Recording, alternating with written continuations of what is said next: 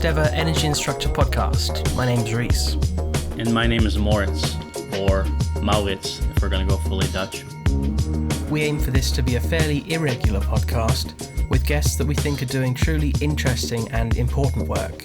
We hope that in each episode we'll be able to ask some pretty novel questions rather than just being another introductory podcast for the guest. Something to note is, because we felt a little underprepared, we had a lot of pre-planned questions. As the podcast goes along, there's a little bit more organic dialogue. We agreed with Andrés that I was free to interrupt him during his answers, to interject with something spontaneous, so I hope I don't come across as too obnoxious when doing so. Since recording the podcast in April 1st to be exact, we've gotten quite a bit more familiar with Andrés' material, Andrés and QRI's material, and ever since, a million more questions we'd like to ask have sprung to mind. And if any of our audience is anyone who they'd particularly like us to have as a guest, please feel free to reach out or drop a comment. Without further ado, here is our interview with Andrés Gómez Emilsson. Hi Andrés, thanks for joining us. Perhaps you can give us a rough introduction of who you are, how you first got interested in consciousness research, and what you're currently working on in this field with QRI and elsewhere. Sure. Yeah, thank you for having me. And so I guess I got interested in consciousness through kind of a circuitous route. I think I would say I would have always been extremely confused about the nature of reality, very, very hyper-philosophical since I was a kid, like reading a lot of philosophy and science and, trying to figure out what's going on with reality. And for a while, I actually thought that mathematics was the way to go, because to a large extent, you can reduce a lot of sciences to physics, and then you can reduce physics to a particular type of mathematics. So I thought that very deeply understanding mathematics would get us to, in a sense, understand our place in the universe and, maybe be able to answer questions like, why is there something rather than nothing? Or why I exist in this particular body rather than somewhere else.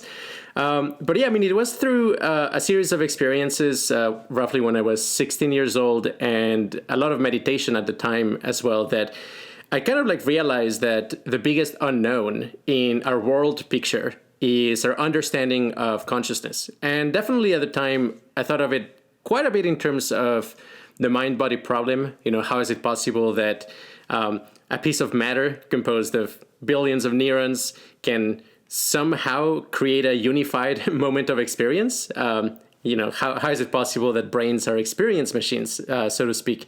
But gradually, really kind of my focus changed to other aspects of the theory, other aspects of the question. And something that I'm sure we're going to make a deep dive into today is the aspect of valence, basically what makes an experience feel good or bad. Academically, I studied this major called symbolic systems at Stanford, which basically combines computer science, philosophy, psychology, and linguistics. And it's kind of I really like that interdisciplinary space, because if you just focus on one particular discipline, I think the chances of actually solving, this big problem are very slim. You need to kind of think across disciplinary boundaries. And later on, I did a master's in what's called computational psychology, which focuses more on, what are the kind of constraints for the kind of algorithms that our brain is likely to be running based on things such as how quickly we solve problems and the strategies that we use to solve them. Then for a while, I was a data scientist working on basically predicting what makes employees satisfied in their job, trying to understand people's emotions through how they write in performance reviews and engagement surveys and things of that nature.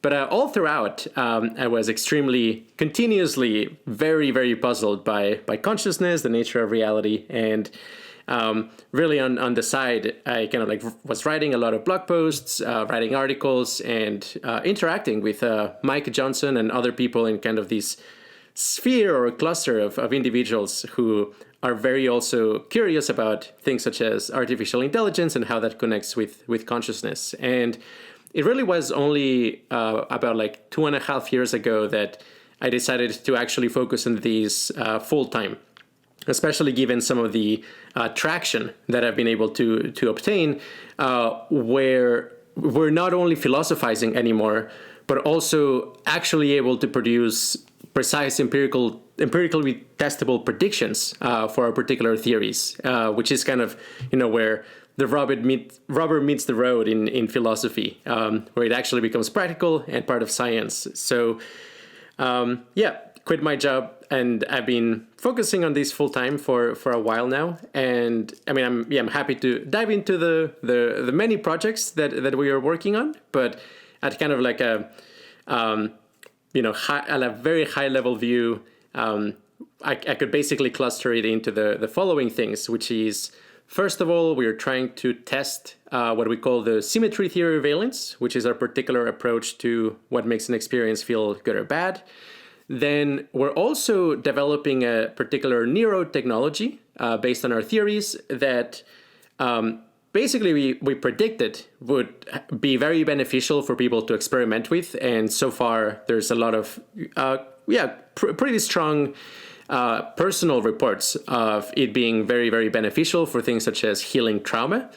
And then there's also the cluster of kind of seed research, which really encompasses a whole lot of things where having kind of a Qualia research mindset or approach to a problem allows you to get a lot of traction that you wouldn't be able to do otherwise. And examples of that are things such as classifying the state space of smells, that we think it's actually pretty significant, and you can do a lot of progress on that.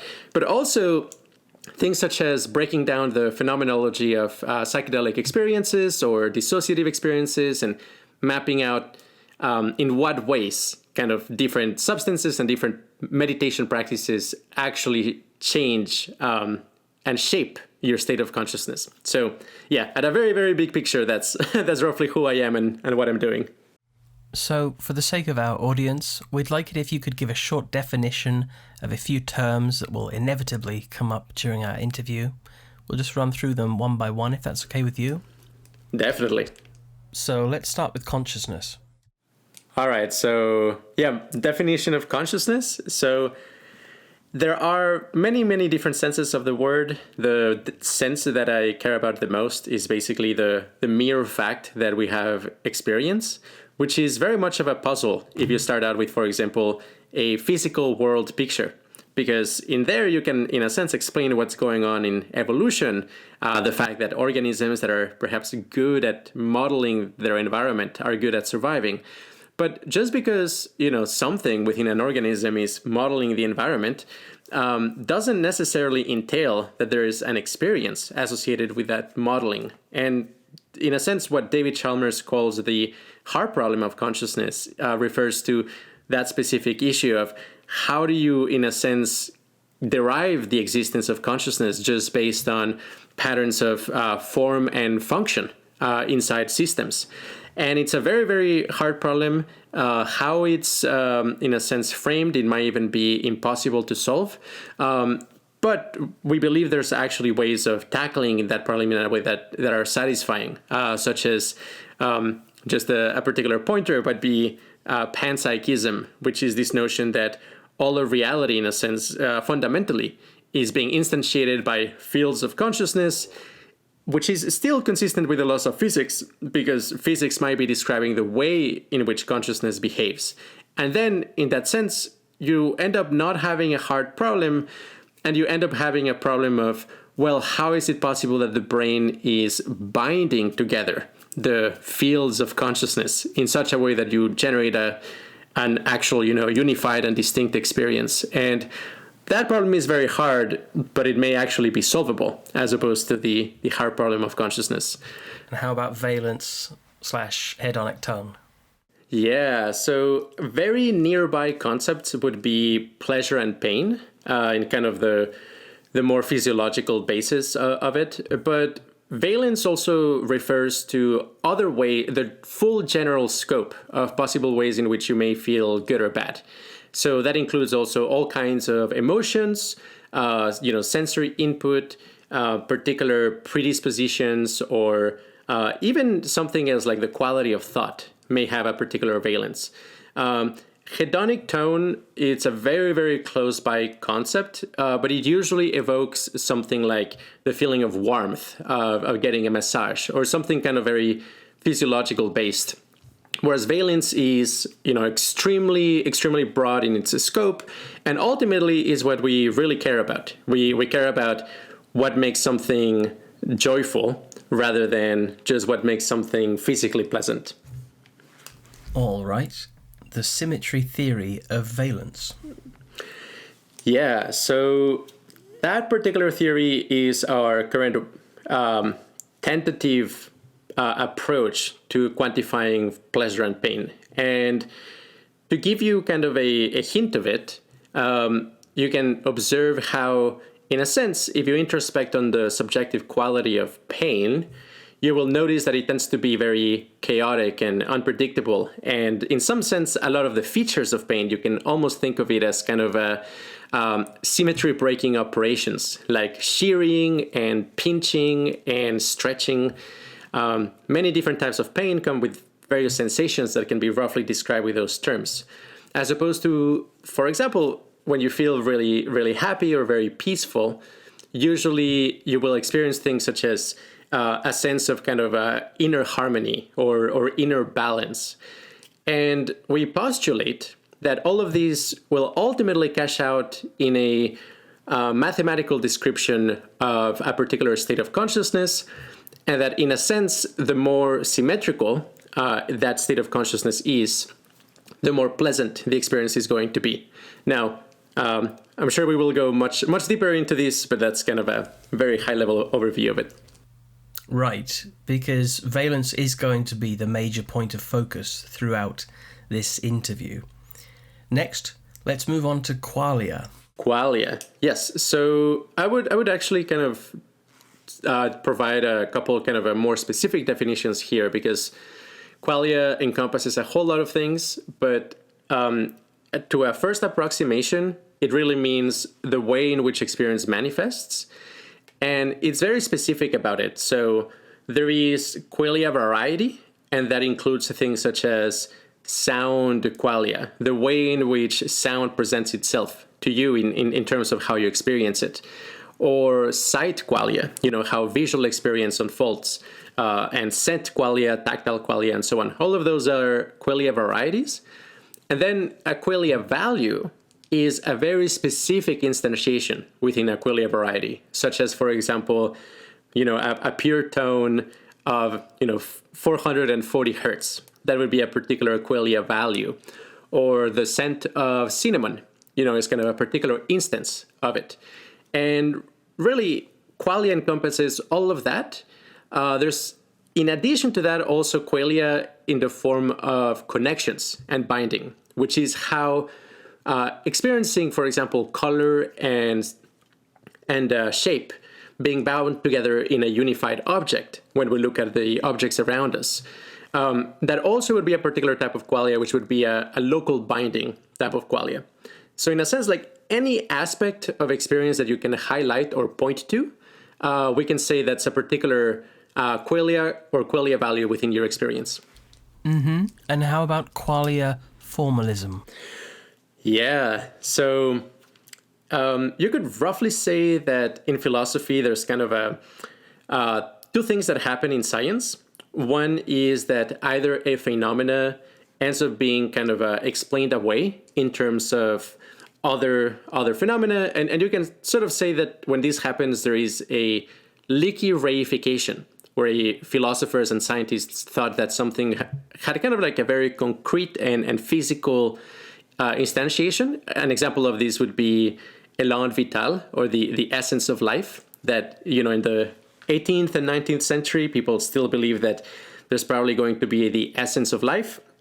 But then when you dive deep into it, there's kind of complexity and more complexity on top of molecular machinery, rather than like life being an essence. But then there's other phenomena for which actually it was found there to be a kind of a very crisp description of it. And one very good example of this is electromagnetism, that, people used to point out that, hey, maybe there is a connection between magnets and lightning and electricity. And some people might have thought like, no, those are illusory connections. They're very disparate phenomena. But then in the end, with something like Maxwell's equations of electromagnetism, it was found that just four simple equations could basically predict how pretty much any system would behave in terms of electromagnetism. So likewise, in philosophy of mind, we would say that there are kind of two camps when it comes to qualia. There are those people who believe that you can just reduce it away, and it's kind of a confused concept, one that is unscientific and is going to go in the same way as the essence of life. And then there is people like us, who are qualia formalists, who we say, well, let's not give up. And maybe there is a small set of equations and mathematical objects such that the mathematical properties of those objects map onto the phenomenology of a given experience. And, if we get to that, then consciousness may be, in a sense, explained or at least modeled and predicted to the same degree of accuracy and specificity as Maxwell's equations can be used to, for example, create a computer. A deep understanding of electromagnetism cashes out in various concrete technology. And if qualia formalism is true, likewise, very likely we'll actually be able to, engineer qualia computers and qualia technology. Okay, so that's qualia formalism. How about qualia realism? Right. Qualia realism is actually kind of a higher level concept than formalism. So qualia realism simply says that, hey, the subjective property of experience is a real and potentially physically realizable property of reality. That it's not a leaky reification. Now, you could be a qualia realist, but also not be a qualia formalist. For example, if you believe in, the spirit realm and, life after death and that, there's kind of a telepathy and all sorts of weird things. And if you think these are, spiritual phenomena that can't be modeled by science, I would say that is qualia realist. The person is acknowledging the reality and importance of experience, but it's not formalist because it's not saying that, hey, you will actually be able to reduce these complex phenomena with a few set of neat equations. So that will be the distinction. State space of consciousness.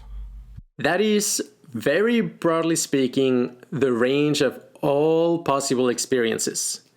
Basically, anything that you have ever experienced in your entire life and anything that you will experience belongs to the state space of consciousness.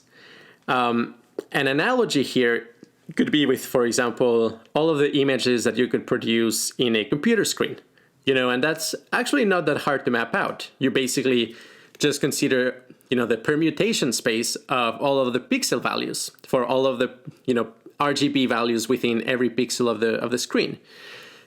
Likewise, the state space of consciousness to some extent could be equated to kind of the permutation space of qualia values and how they're connected to each other that instantiate different experiences. Now, I also do happen to believe that the state space of consciousness is much more strange than the state space of possible pictures in a computer. And it's actually a very, very hard to study formally. And I'm also inclined to believe that the region that humans have access to of the state space of consciousness is extremely tiny. That, once we do have a good science of consciousness, we will realize that, human experiences are a tiny corner case of the true state space of consciousness. Next up is something we're going to be talking about quite a bit later on, and that's 5-MeO-DMT. Right. So most people that I'm aware of know it in terms of the sacred toad, Bulfo alvarius, which is a toad that you find in the Sonora Desert in Mexico and also in some deserts in the US. usually you might get some of the venom secretions of this toad, and it turns out that that is a extremely psychoactive venom. Now, the molecule that is most responsible for the profound psychoactive properties is 5-MeO-DMT. Even though the venom has many other psychoactive chemicals, that one is potentially the most powerful and the one that contributes the most to the flavor of the experience. And I mean, I got to learn about 5-MeO-DMT for the first time when I attended a consciousness hacking meetup, which is kind of this group of people interested in meditation and neurotechnology and psychedelics in the Bay Area. And I was talking about mapping out the effects of many different psychoactive substances with statistical techniques and surveys. And somebody came up to me and asked me hey, are you also mapping 5-MeO-DMT? And, at the time I just thought it was just another random psychedelic among the many, many, many different psychedelic substances out there. But he was pretty insistent that there's something very special about 5-MeO-DMT. And yeah, it turns out that it can rightfully be described as potentially the most potent and most psychologically powerful of all psychedelics. And which is definitely saying something if somebody in the audience has tried 3 hits of LSD or something like that, they'll know that quote unquote regular psychedelics can be extremely powerful. But 5-MeO-DMT seems to be yet on another level, and it definitely warrants a lot of study. And I'm very happy to talk more about it. Yeah, Andrés, that conference is actually where I initially found you, a YouTube video of your talk at the Consciousness Hacking Conference.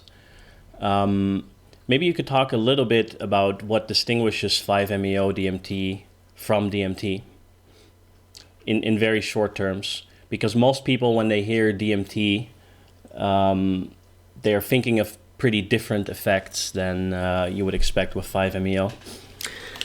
Even though we'll go into the phenomenology in much more depth later on, maybe you could give a very, very short overview of them. Yeah, definitely. 5-MeO-DMT and quote-unquote regular DMT are pretty different. They're all, in a sense, one level higher than LSD or psilocybin when it comes to the intensity of the experience. But regular DMT tends to be extremely complex and intricate and colorful and thematic and narrative, and a lot of complex things happen within it, and a lot of things that I would actually even describe as having irreducible complexity, like seeing extremely strange objects of higher dimensions and hyperbolic geometry. And it's also extremely specific. You're not talking to the archetype of an alien species. You're talking to a very specific individual within a very specific alien species. So there's something about the specificity of the experience, whereas 5-MeO-DMT is the complete opposite. It's basically, in terms of color palette, for example, visual experience, it's mostly just black and white, and primarily white. I mean, just kind of this sense of intense brightness with no color or differentiation. And the same with every other sense. There's kind of a sense in which there's kind of information loss. You experience very intense and bright tactile sensations, but they're not of a specific type. They're kind of extremely generic in how they manifest. And in that sense, they really push in very, very different directions. If somebody takes DMT, it's very common for them to say something like, hey, the astral dimension connected me to Atlantis, which is in a conspiracy together with Russia and the DMT aliens. And, these very specific conspiracy theory, which you could think of it as overfitting on top of the data. Whereas 5-MeO-DMT people just come out and say, we are all God. We are all one. That is all you need to know. There's nothing more you need to know. That's the one truth. And in a sense, you can think of that as underfitting. They're just pasting this very simple idea on top of, reality, which is very complex. But they really push in those two completely different directions. Yeah, I'm glad we made that distinction there. So finally, we have closed, empty, and open individualism. Yes. So closed individualism is the common sense view of who you are. It's kind of you start existing when you're born, you stop existing when you die, or maybe if you believe in a soul kind of ontology, then you go on to paradise or purgatory or whatnot, or maybe you reincarnate. But the whole view within closed individualism is that you only exist at one place at every point in time, and that you're kind of this individual that continues to exist over time. Now, if you kind of like think very deeply about philosophy and kind of like the science that could perhaps like justify that, you may kind of like start to realize that there's a lot of open questions here, which is like, hey, is my identity determined by my genetics? But if that is the case, then, what if I make a perfect clone? Wouldn't that entail that I'm also inside my clone? Or, for example, what happens if I make a, perfect atom by atom copy of myself and I send it to Mars? Will I also be in there? And the whole problem here is that whatever you end up defining as what we call identity carrier, whatever like is defining you as a subject of experience, you can always make a copy of it, unless, there was this kind of metaphysical soul. And of course, like you could believe that, and that's fine. But if you want to be consistent with science and everything we know about the universe, it's very hard to square what a true identity carrier could possibly be that is consistent with all of the thought experiments. So that opens up kind of alternative views of personal identity that may actually solve those problems. And those are, first of all, there is this view called open individualism, which is that we are all one consciousness. Very similar to Hinduism, like, hey, we are all deep down Krishna, or we're kind of the tentacles of Krishna or something like that. But also, it's pretty consistent with what a lot of scientists have believed. For example, Einstein or Freeman Dyson, who recently passed away, or even Schrödinger from the Schrödinger equation. All of them believed in open individualism.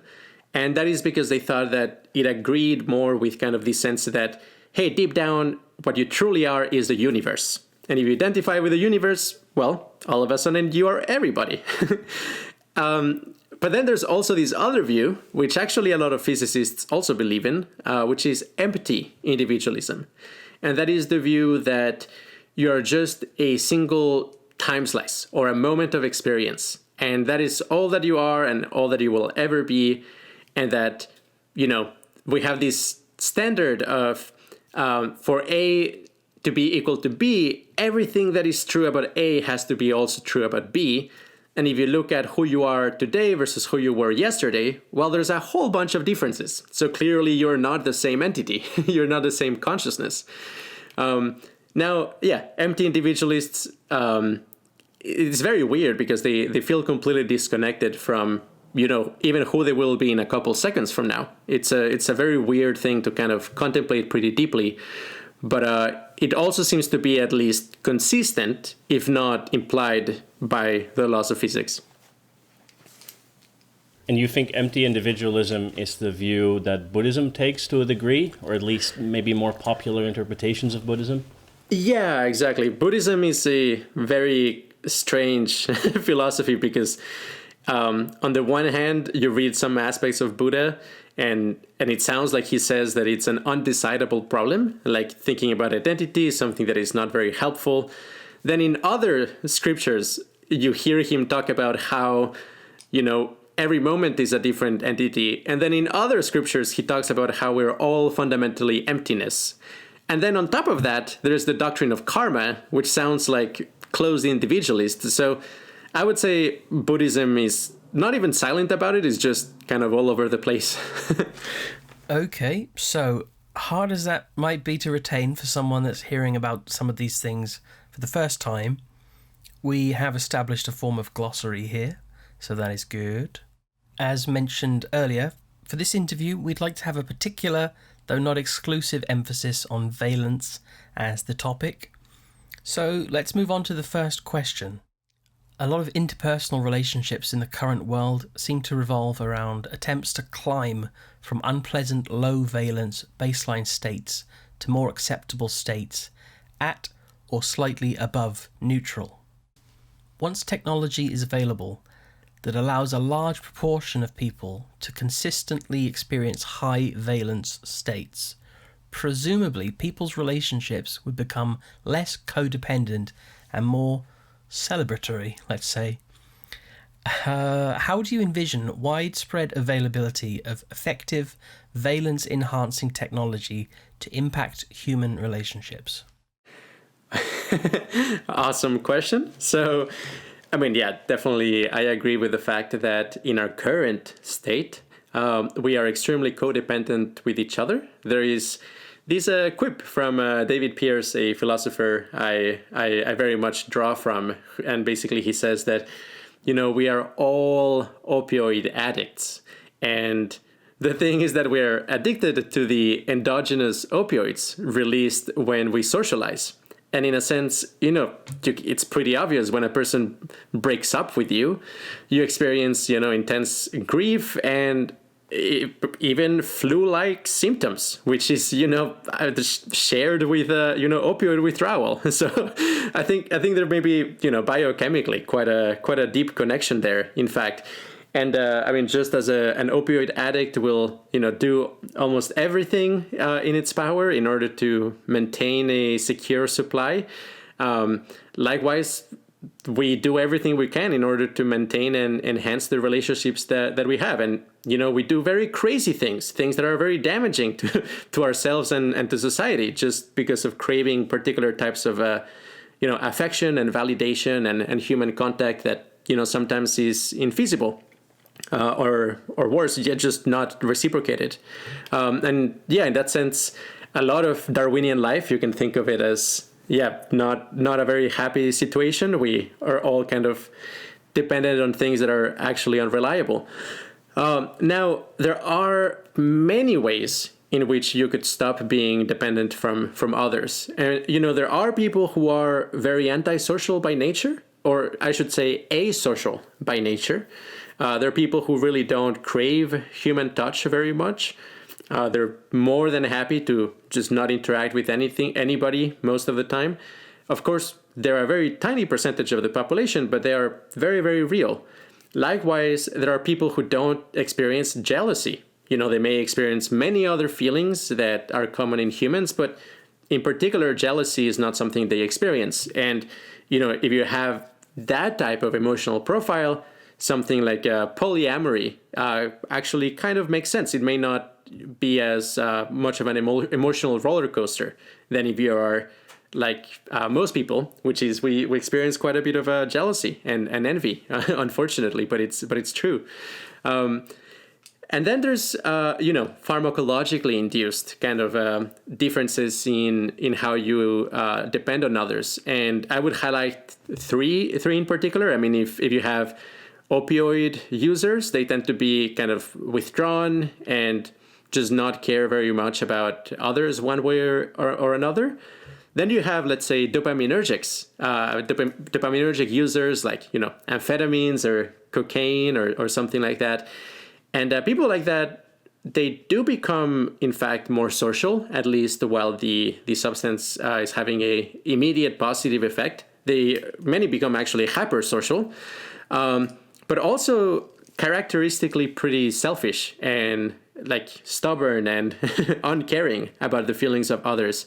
So I would say those two kinds of modifications are not very desirable, even though they make us, in a sense, modify our relationship with others. But there is one example that I would say is probably pretty good, which is MDMA. And the feelings that MDMA give you is definitely a kind of hypersociality, but is hypersociality based on kind of celebration and just the actual enjoyment of others rather than needing them. And there's a lot of people who experience, MDMA for the first time, and they say things such as, this is the first time that I felt that I could be happy on my own, that I didn't need other people.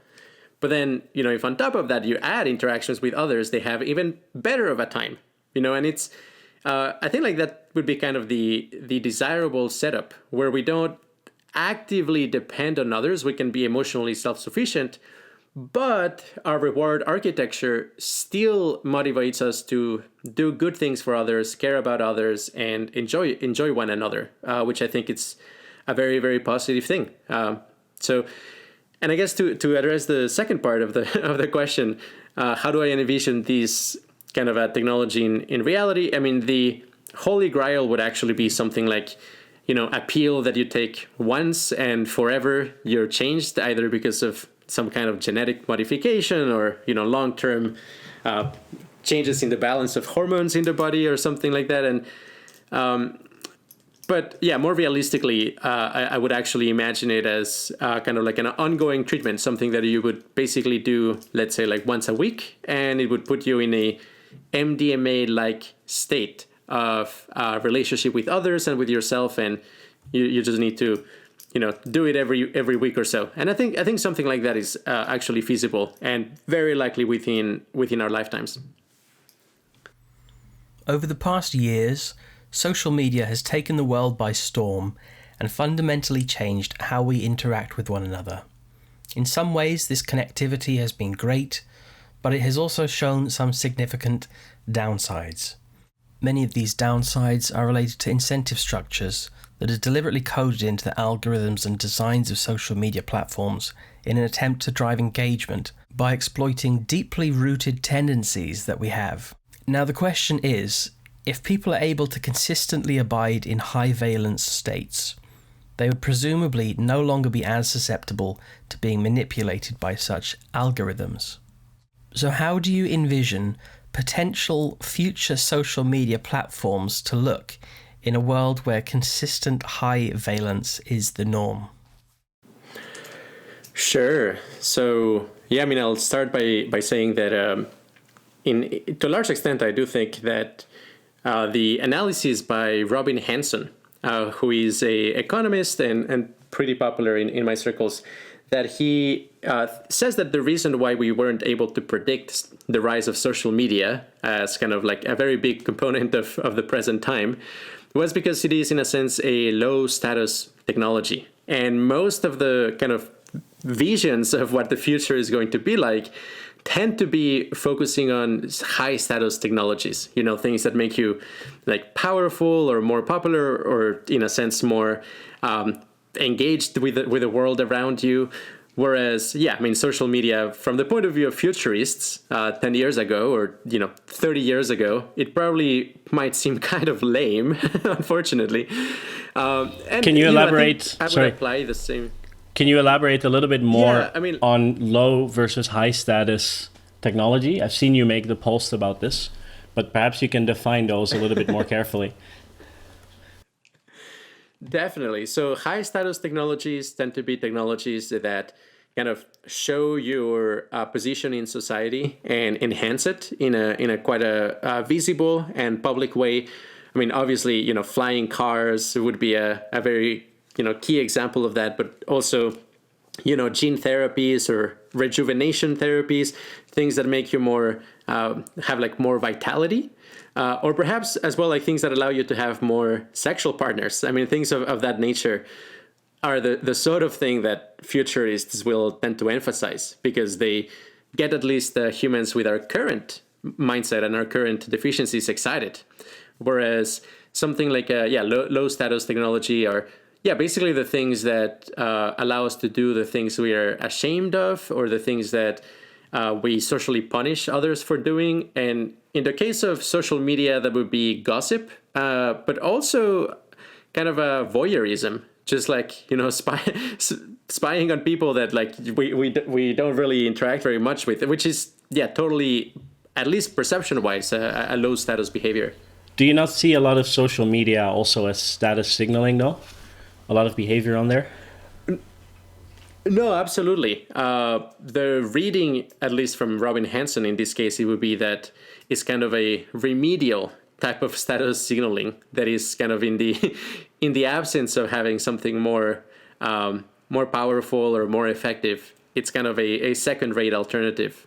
I mean, then again, of course, there's people who are, incredibly high status both in social media and in reality, but it follows a power law, and, it's going to be a very, very tiny percentage of the actual number of users in social media. So how do you see the algorithms and design of social media platforms being changed by consistent high-valence states being more of the norm, with technology allowing for that available? Absolutely. So I will definitely point out that one of the main problems with Twitter, and especially earlier on, was that the format, in a sense, was optimized in order to increase the amount of, engagement, but that takes the form of how, angry or irked or triggered you feel by the content. And to a large extent is kind of a problem of communication, that like the actual size of size and the quality of the information that is being sent through a tweet tends to basically bias towards things that are more ambiguous. There's just like more ambiguity, there's more interpretations, and it's easy to misunderstand the other person. Whereas if you were building a technology for the purpose of actually maintaining a high valence state between two persons, and in a sense kind of help them continue to be in that state, I would say that the signal to noise ratio would have to be very high, and there would be an emphasis in the quality and content of the piece of information that is being shared. So, I mean, just off the top of my head, something that I would actually envision as, a plausible feature of the social media of the future would be quality checks. That like when you're about to send something, either to a friend or publicly, some pretty good AI models would basically say, hey, like perhaps you may, unnecessarily make other people angry, or, what you're saying is being said already by 99.9% of the population. You're not adding any information. And I think features like that. But most of all, the state of mind that is being fostered for the creation of the content. I mean, I would absolutely love to see an experiment run where, for example, people on MDMA interact with social media with each other in real time. And I mean, it would be quite interesting, but I think like over time you could develop a culture where actually the information that is being shared is, maximally positive for you. It's just not very addictive, but it's, actually a very high quality of positive valence come out of it. Do you think that it would automatically be less addictive if people are abiding in high valence states? So you wouldn't essentially be able to hook them onto your platform by designing it in addictive ways? I would say that is very dependent on the particular high valence state that is being fostered. Because there's a world of a difference between, a group of people on meth, methamphetamines, who are usually having a good time, at least during the early stages of the experience. But, it's tremendously addictive and reinforcing, and it's not necessarily conducive to exploring the space of what you could be doing. Instead, it just traps you in a tiny local maxima. And I would expect that, like that, there are entire families of high valence states of consciousness that are very addiction prone or very liable to get you stuck in a local maxima. So I think it really depends on the specific type of high valence. I'm curious, if you had to make a guess across the whole state space of consciousness, not even confined to humans, do you think that most high valence states would be like that? Or what do you think? Yeah, it's very, very hard to say. My guess is that addictive high valence properties are actually a tiny subset of all the possible pleasant experiences. I base this on the fact that like this kind of like feeling of addiction or feeling of reinforcement and intense craving, if you meditate a lot and you see it kind of vanish in some of the high states of concentration or very, very strong states of loving kindness, it really feels like surface deep, and that the other modes of well-being are much more varied. There's much a wider diversity of possible ways of feeling very, very good that don't have that kind of a urging quality to them. And I guess also in Buddhism, you have, there are heavens above us that are like amazing to be at least for a while, but are still under desire, like embedded within a matrix of desire. But then there are like, hundreds of heavens above that, all of which are devoid of desire. So my intuition is that, if you pick a very positive state of consciousness at random, chances are it's not going to have much desire. Mm-hmm. I'd like to go back in the conversation a touch on back to the social media point. You touched on a voyeuristic aspect of social media. I was wondering if you might have anything more to say on that. Right. Well, yeah, so voyeurism in social media, that definitely, to me, is kind of a symptom of this sense of dissatisfaction and jealousy and envy. I would say that, when social media kind of like started peaking, perhaps wide adoption, definitely in the US and in Mexico, where I grew up, let's say like in 2012 or something like that. I think there were like a lot of apps where you could actually see who sees you in social media. And, of course, you would probably be surprised with the amount of people who actually look at your profile, and they're not very likely the people who you expect are, and also probably not for the reasons that you hope they are. To a large extent, you can probably factor it into, quite a bit having to do with the enjoyment of watching attractive people, the possibility of finding mates, but then also, kind of much more base, like jealousy and envy and kind of desiring other people's lifestyles. And if it wasn't for all of those human tendencies, Facebook would be a tiny part of what it is right now. Okay, this next question rather, might be a little redundant after what we've talked about, but we'll see. So, compulsive behavior seems to frequently be driven by a dissatisfaction with one's current state / hedonic tone. And how do you think valence-enhancing technology would impact specifically compulsive behavior? Yeah, broadly speaking, in the most generic case, I think it will significantly reduce compulsive behavior. And it's totally right how you describe that. To a large extent, compulsive behavior is driven by a sense of dissatisfaction with our current state. And definitely, if you look at a person who is enjoying, for example, a jhana state, which is a high level of concentration in meditation, they are completely non-compulsive about it. And once they get out of this state, it's actually amazing that not only do they not feel the compulsion to access that state again, but they seem to generally be less caring about just wanting to have a lot of pleasure. They kind of just become very satiated with it.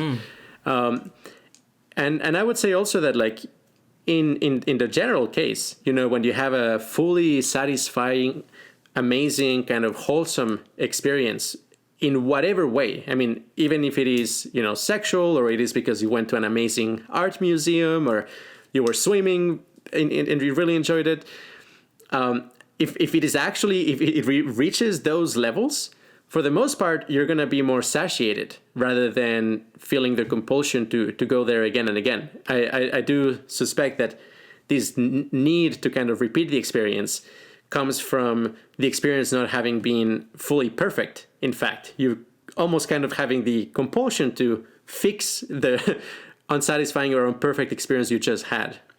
So I would generally predict much lower levels of compulsion with a good, wholesome valence technology. Modulo, you could definitely engineer a particular valence technology to be hyper-compulsive. But, as soon as reviews come out and if there's the alternative, I don't think people are going to realistically be buying the one that is unsatisfying. What if the one that's unsatisfying in some sense is more intensely pleasurable in the moment? Do you think that's a possibility? I was going to say it could be very popular in the short term. Right. Yeah, I think like with both of your concerns, it could definitely be popular in the short term. In the long run, I think like the better technology will generally win. At least like people's preferences evolve. Kind of like thinking more long term. I think it's definitely possible that the highest valence experience accessible by humans has kind of the compulsive nature of it, but empirically, the highest valence experiences I'm aware of really don't have it. And I would mention, like peak states of 5-MeO-DMT, jhanas, and loving kindness meditation, MDMA. All of those don't really have the compulsive quality, and in fact, they reduce compulsion over time. You've spoken about the state induced by 5-MeO-DMT as a potential ultra-high valence state. We're interested in exploring this a bit more. Can you give us a rough overview of the phenomenology of different tiers of dosing of 5-MeO-DMT? Yes, definitely. So we're super interested in this substance because it's very related to both amount of consciousness as well as with valence. And I've gathered quite a lot of personal reports. Definitely have both scouted the web for information, but also interviewed people who have had a lot of experiences with it, and really kind of trying to get at the bottom of what is the range of things that molecule can produce. So, first of all, there's kind of the ultra low dose regime, where, similar to how a lot of people are exploring microdosing LSD, likewise, you can kind of microdose 5-MeO-DMT. And this is, let's say, in the range of less than 0.5 milligrams. You can definitely have some benefit already at something like 0.1 milligram, like very, very small amounts. And the way in which these the affects your state of consciousness tend to be in the form of feeling like you can meditate more deeply with less effort. So a lot of people say that, they've tried to do a lot of concentration meditation, and sometimes it works, sometimes it doesn't. But if they just take a tiny pinch of 5-MeO-DMT, they can, for kind of like 40 or 50 minutes, go much deeper. But it doesn't actually feel altered in any way other than just making it easier to kind of concentrate or center or this feeling of balance in a way. So in a sense, if you were to take that amount and just, go ahead and do your daily tasks rather than meditate, you probably wouldn't notice much of a difference. Then higher doses, let's say like between 0.5 milligrams and 1 milligram, which we kind of threshold levels, that basically has kind of this very generic feeling of the experience becomes intensified. And it wouldn't be that different than, for example, a threshold amount of mushrooms. Like in that sense, it still has kind of this fairly generic psychedelic quality of, somehow there is a little bit more energy, a little bit more going on in my experience.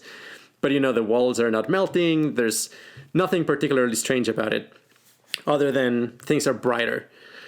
At slightly higher doses, it would actually be kind of the tryptamine quality of it that becomes more pronounced. So people who have tried regular DMT before They might say that something in the order of like 1 to 2 milligrams of 5-MeO-DMT has a DMT-like vibe.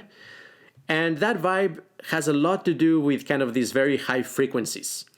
That you take a little bit of regular DMT or 5-MeO and you enter kind of this space where everything in your experience is kind of slightly more interconnected. And it feels like there's easier information transfer between different parts of your nervous systems. And things kind of like click into place in strange ways that are kind of hard to describe. But yeah, I mean, from a formal point of view, I would say your nervous system becomes much more correlated with itself. Things kind of start to couple with one another. But then if you really go above like 2 milligrams, the actual specific character of 5-MeO-DMT becomes very noticeable. And that's where it really becomes obvious that it's a completely different thing than regular DMT or other psychedelics. And the way in which you will notice that is that the characteristic frequency of the state, if there's kind of this buzzing sensation, it's going to be of a very high frequency, actually significantly higher than regular DMT, which is already considered a pretty high frequency type of experience.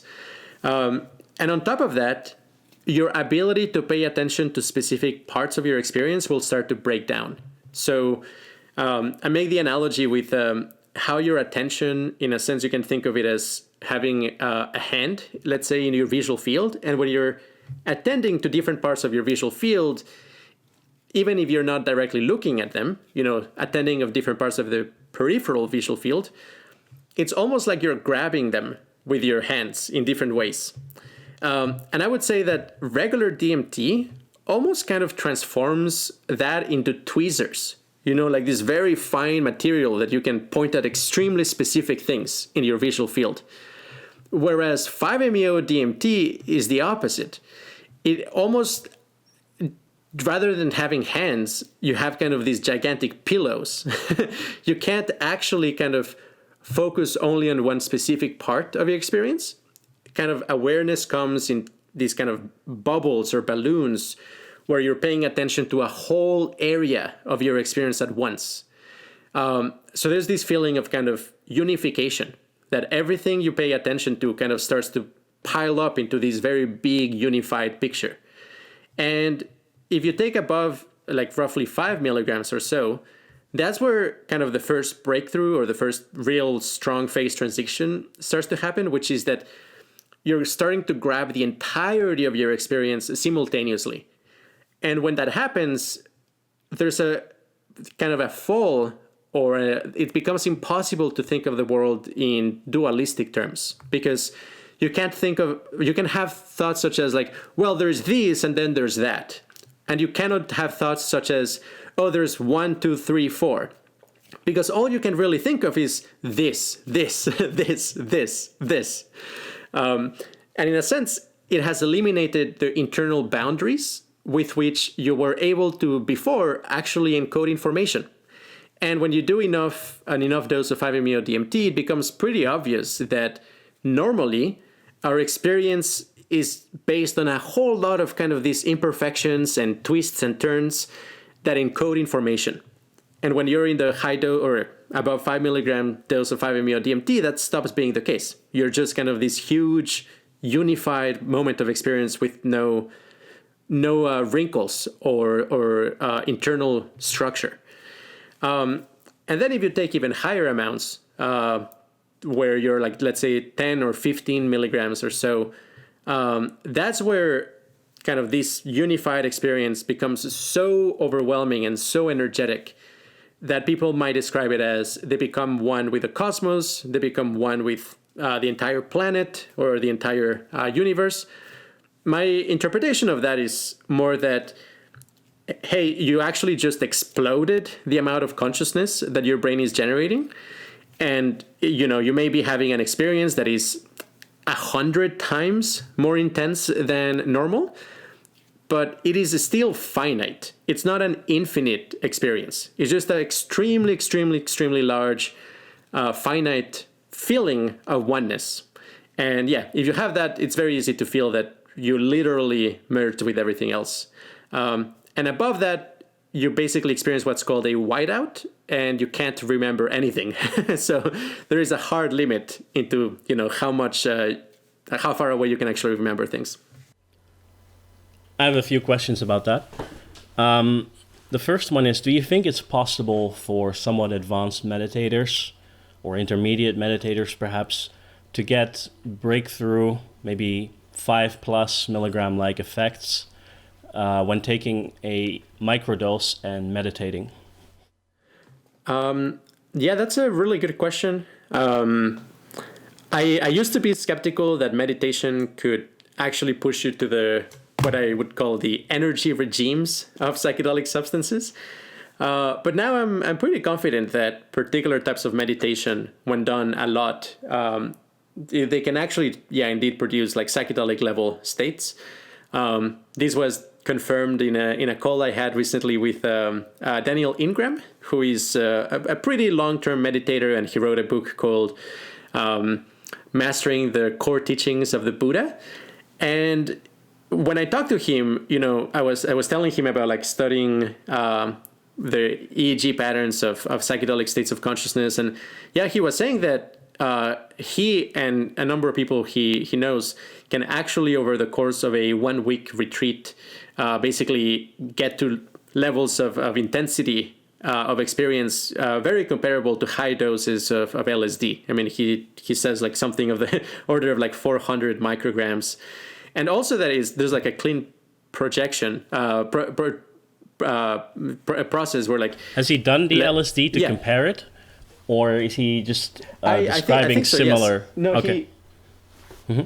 Now, I mean, he has done LSD and mushrooms, I think, up to high doses, but he hasn't done 5-MeO-DMT. So I'm not sure. But and I guess like that's where I would actually where I would be on the fence, because I do kind of believe that on meditation, if you do it long enough and hard enough, you can probably achieve strong doses of LSD level consciousness, but can you really experience 5-MeO level consciousness? I'm not sure. I don't know.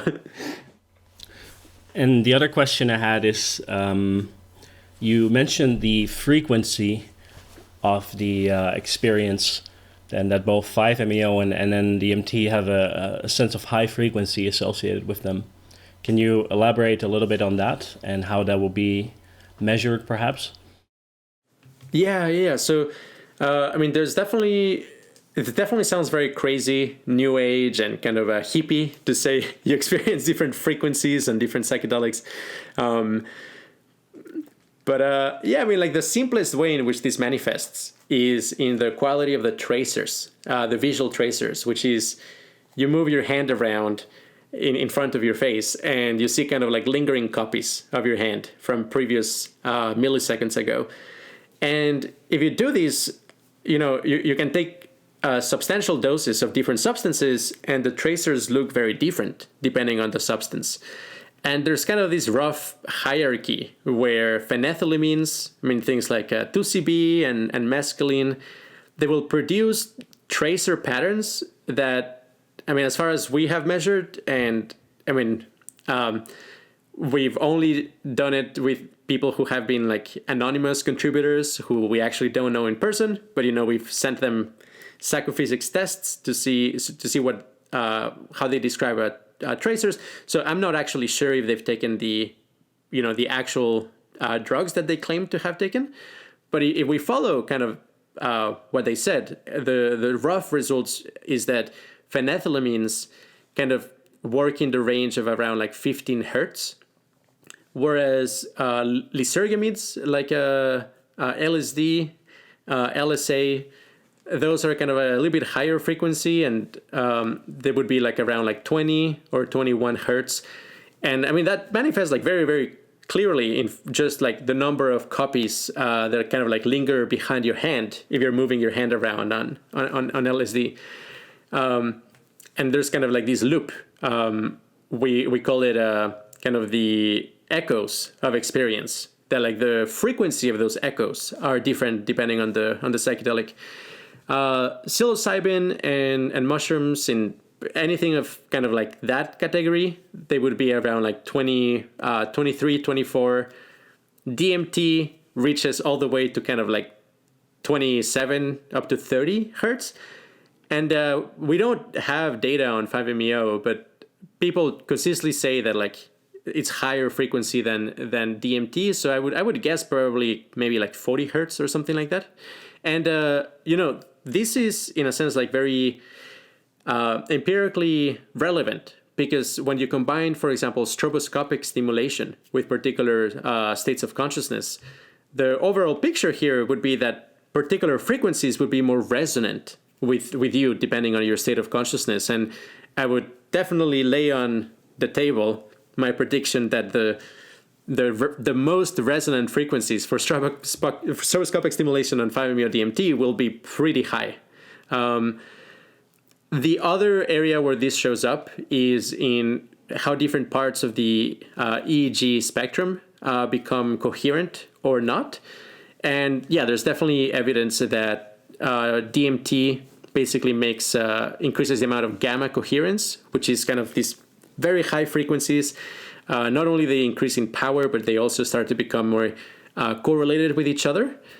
And 5-MeO DMT as well, there's one study of it online that you can find that shows a very drastic increase in, gamma coherence of the roughly 40 hertz, together with some delta coherence, which is much lower frequency, which may perhaps explain kind of the more relaxing and calm aspect of the 5-MeO DMT experience, which is also present. I mean, people also describe kind of this profound sense of peace that may be the lower frequencies in a state of coherence, whereas the much more mystical and trippy and weird aspect would be on the higher frequency range.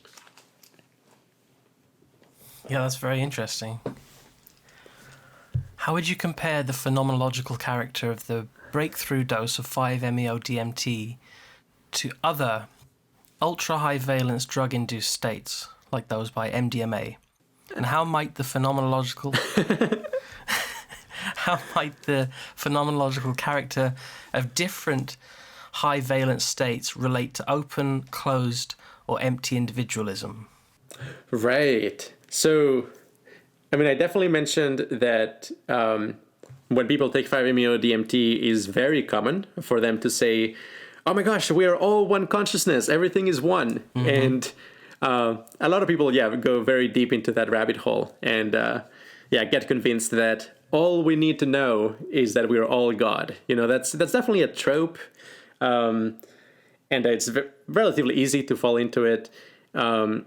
My interpretation here is that it's precisely kind of this lack of internal boundaries of the state that makes it impossible for you to represent the distinction between self and other in a state of breakthrough 5-MeO DMT state. Now, there's kind of this complication, which is that people tend to interpret what happens to them as perceiving an external reality, as opposed to actually what's likely going on, which is there's like, a whole series of interpretation from input all the way to the state of consciousness that's generated. And you're never, perceiving the world directly. But because we are in the habit of feeling that we perceive the world directly, when you have an experience like high-dose 5-MeO DMT, you feel that you perceived a truth, that there is like something true about the universe of which you became perceptive of. Rather than, hey, the state of consciousness changed completely, and now I can't actually generate a self-other distinction. It's very different interpretations. That said, to the extent that you can use this experience to kind of generate the idea that what you truly are is consciousness, like the mere fact of experience, as opposed to, your particular instantiation of it, believing that you are, John Doe in a particular country in the world, in a particular time, in this planet.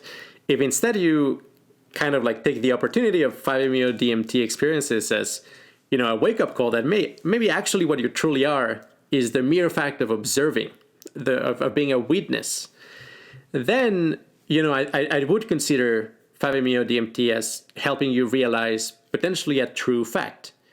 So it kind of had like this, complicated relationship with truth, I would say. That is easy to misinterpret what is going on with it, but it still might be telling you something very, very real, very, very true. Now, that is kind of very, very characteristic of 5-MeO-DMT. It also happens on other psychedelics spontaneously, but other high-valence states, for example, typical DMT, regular DMT experiences, breakthrough doses, you can go to paradises. On DMT, you can go to places that are more delightful and unimaginably amazing in all kinds of ways, in terms of artistic depth and awe and immersion and the belief in wonder.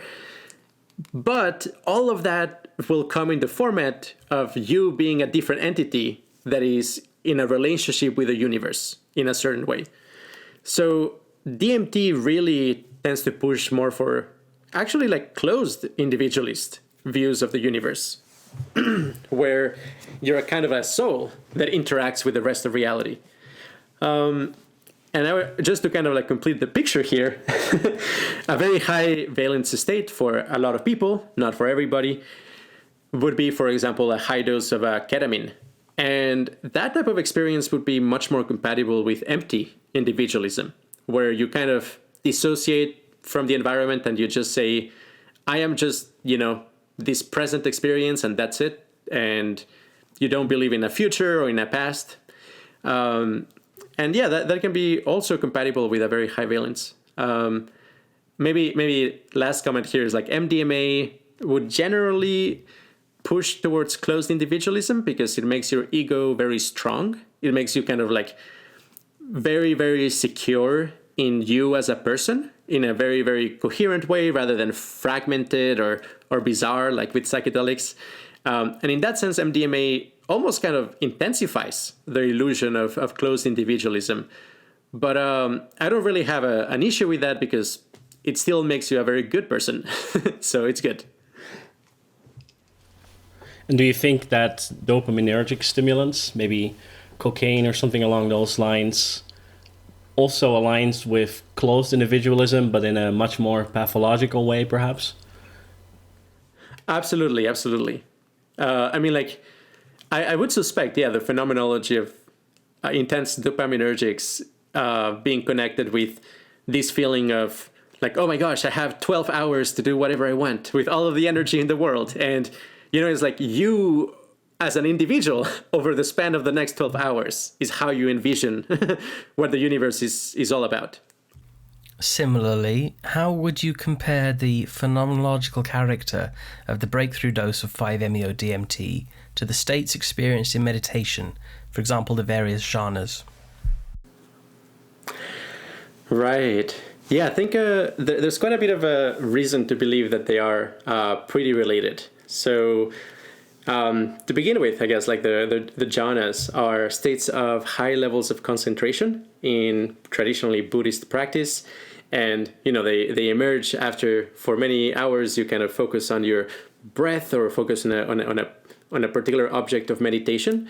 And, they actually come in very distinctive phase transitions. Like there is a moment in which you can start to access the first jhana.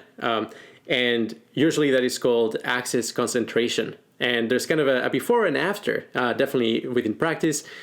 And then once you get to access concentration, if you can focus on a particular highly pleasant part of your experience, people report that they can multiply it. And all of a sudden, the entirety of their experience becomes kind of suffused and embedded within that very, very pleasurable sensation. And, that state is called the first jhana.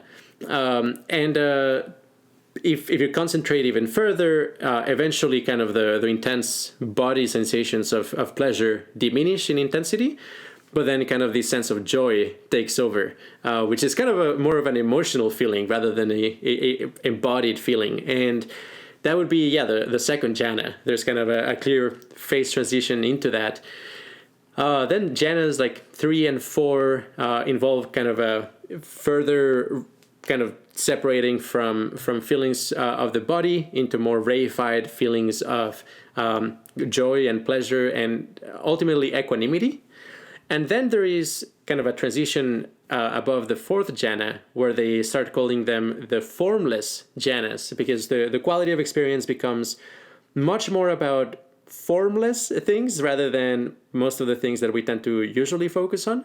And those formless things are in order, if I remember correctly, it was basically first consciousness of space, which is kind of you're completely focused on space itself and you're extremely embedded in it. But it's space that is not inhabited by any particular form otherwise. So it's kind of this very clean, low information, highly smooth state of consciousness. And then eventually you transition into being able to focus on awareness itself. It's almost kind of, people describe it as putting a mirror in front of space. And then rather than focusing on space, you focus on awareness itself.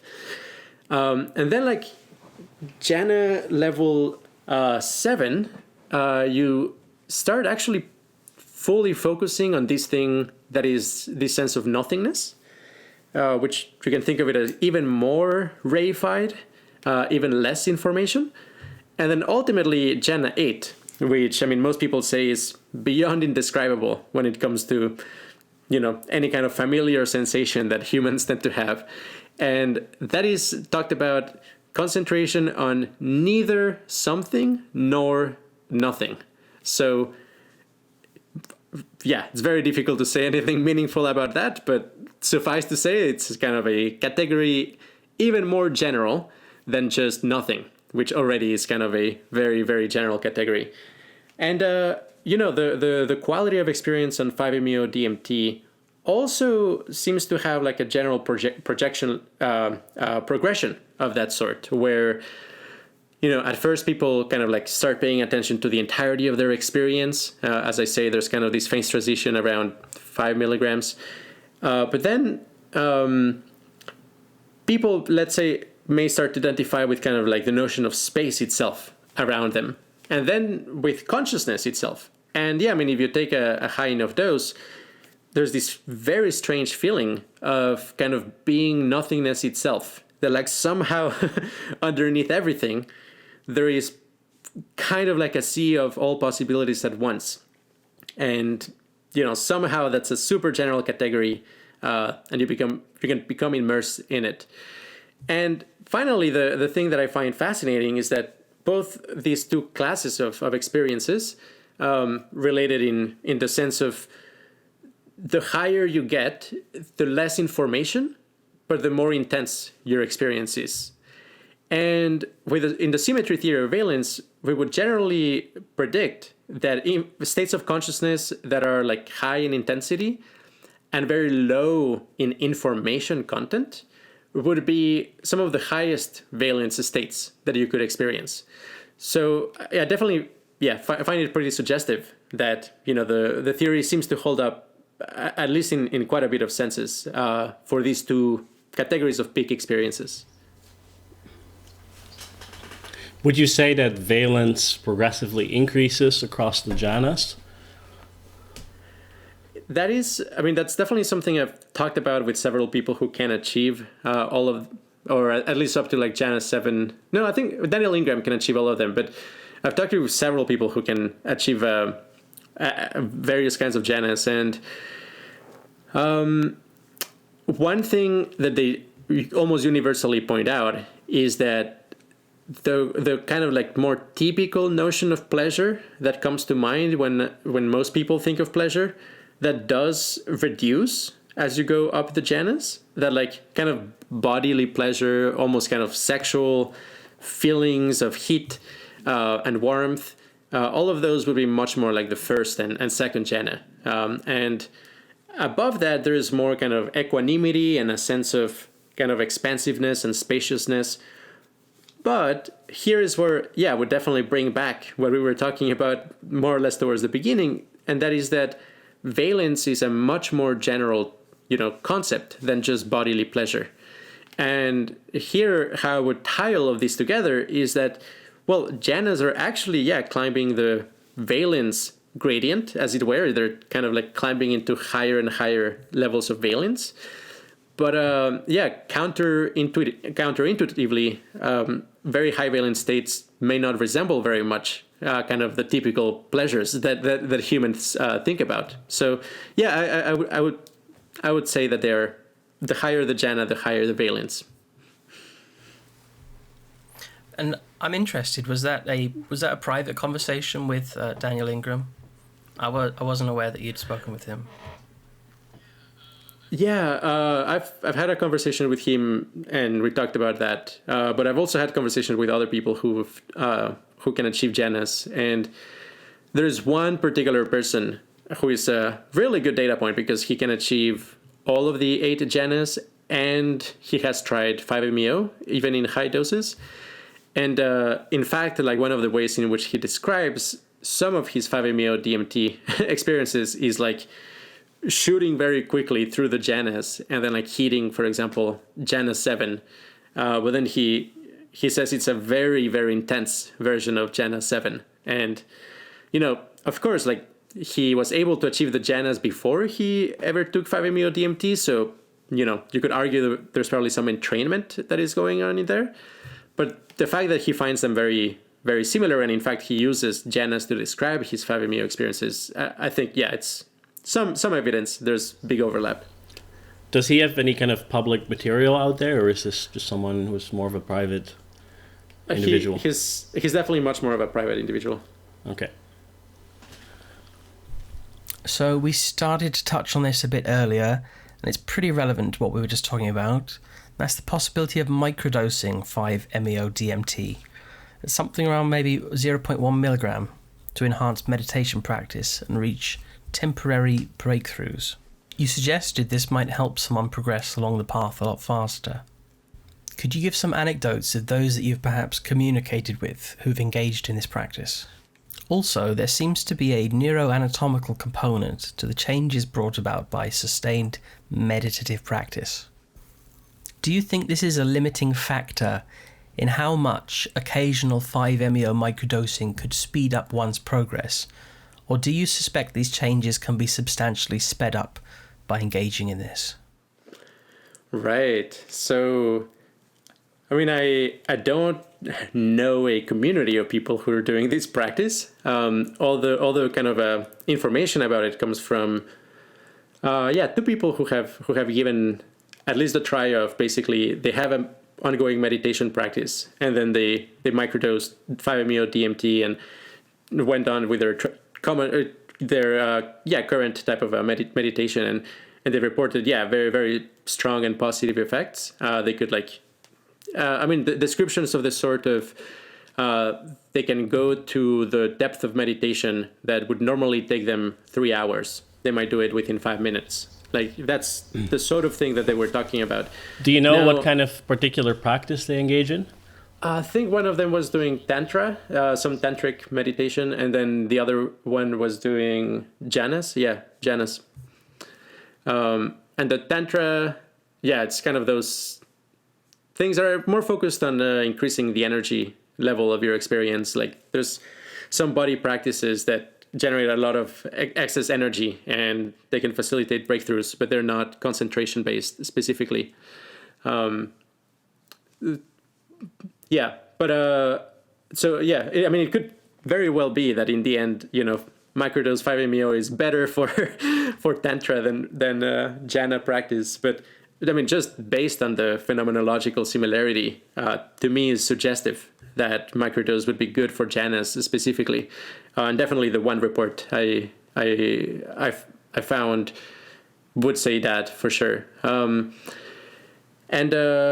the other thing, about like neuroanatomical changes, so that there is to some extent evidence in vitro of a 5-MeO DMT drastically increasing neuroplasticity, and that is potentially a very, very substantial neuroanatomical change at a macro scale. Of course, I'm speculating, but I would find it plausible that if long-term meditation requires neuroanatomical changes, 5-MeO DMT might as well also accelerate them. Can you run us through some of the results of the EEG research, as well as what QRI is looking to do to refine this? Yeah, definitely. So, So first of all, there's quite a bit of very novel research on the effect of different psychedelics on brain patterns, on many different modalities. So the two main ones I'm going to talk about there is the connectome-specific harmonic wave paradigm, which basically decomposes brain activity as a weighted sum of different harmonic modes. And that technique is pretty recent. It's from 2016. And that's something that at QRI we're working to replicate, to be able to basically analyze any fMRI data with also DTI data together with it and apply that technique. And we suspect that that technique is probably the best to actually study valence and to study high valence states of consciousness. But because it's very expensive to conduct large studies, and especially with high valence states, if they require something like 5-MeO DMT, it's very, that's definitely kind of a long-term prospect. But in the meantime, we're also very interested and have done some work on interpreting EEG data of various different states of consciousness. And I mean, what's new in the literature that is very exciting, it's definitely kind of an exploding field, but there's kind of the innovation first in terms of how the phenomenology is gathered, where basically you do kind of these micro-phenomenological assessments, where in the end you end up having a minute-by-minute description of, for example, the intensity, the pleasure, the enjoyment, the fear, etc., of every minute of a DMT experience. And there's also innovation in terms of the analytic techniques. There's a lot of very interesting work being done about the compressibility of the signals from EEG. Basically, it's a kind of a proxy for amount of diversity of signals that are present in the data set. And as a very general kind of high level result, the more intense the effects are of a psychedelic, the more diverse the signals are on EEG. Now, that is also in a very interesting relationship with valence research, because if the symmetry theory of valence is true, we are generally predicting that controlling for the intensity of an experience, how compressible it is, will actually be positively related with valence, and especially at the highest extremes, where we predict that very high valence states of consciousness will be relatively simple when it comes to the complexity of their brainwaves. And the problem here is that for that to be meaningful, you also need to control for the intensity of the experience. And most of the measures right now don't include that as a parameter. They might say, for example, how pleasant it was, but they're not necessarily controlling for the intensity. And basically, we make the prediction that once you're controlling for the intensity, the compressibility will also be a good predictor for valence. And that's in the EEG terrain. That seems to be true so far for some data sets for 5-MeO DMT and Janus, but we are still pretty early on the stage of gathering enough data sets to be able to convincingly say there's a shared effect in here. But definitely as a teaser, a very important feature to highlight is gamma coherence, that a lot of the amazing ecstatic states that we've looked at seem to have a very high level of gamma coherence. And that's also something that increases over the years the more you meditate. So it's kind of suggestive as well.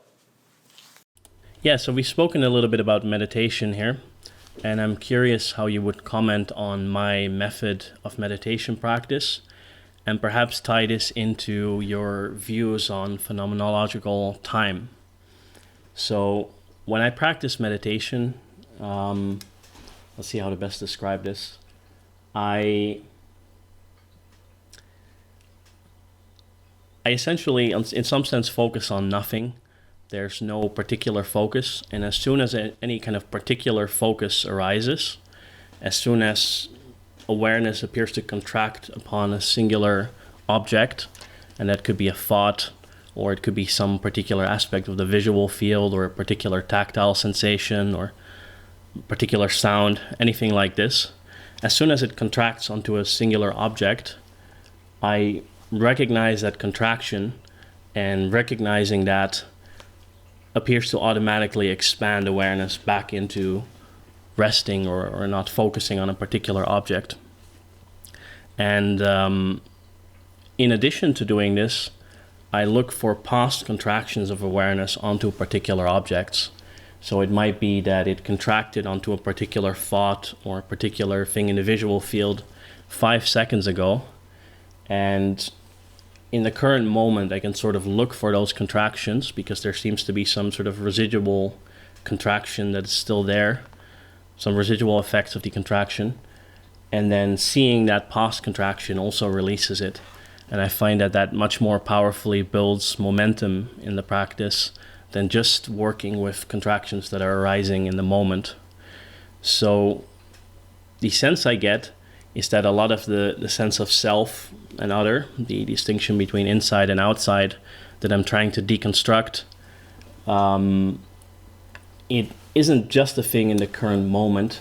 It is something that arises over a little bit of a span of time. And if I deconstruct it in past moments, that weakens its effect in the present as well.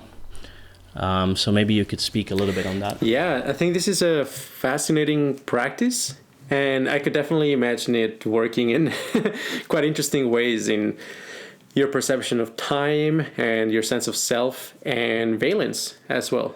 I mean, I think like to a large extent you can think of the fixation points, the things that... Yeah, I might add when you mention valence that if there's sufficient momentum, it can generate very high valence states.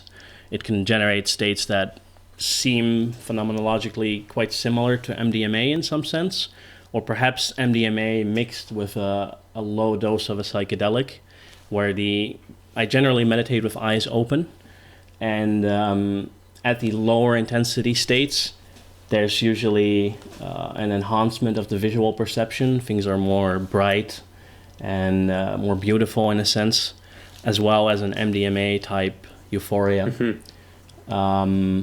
But then in more intense states, the sense of space, for example, starts collapsing, where everything appears to be either right here or at infinite distance.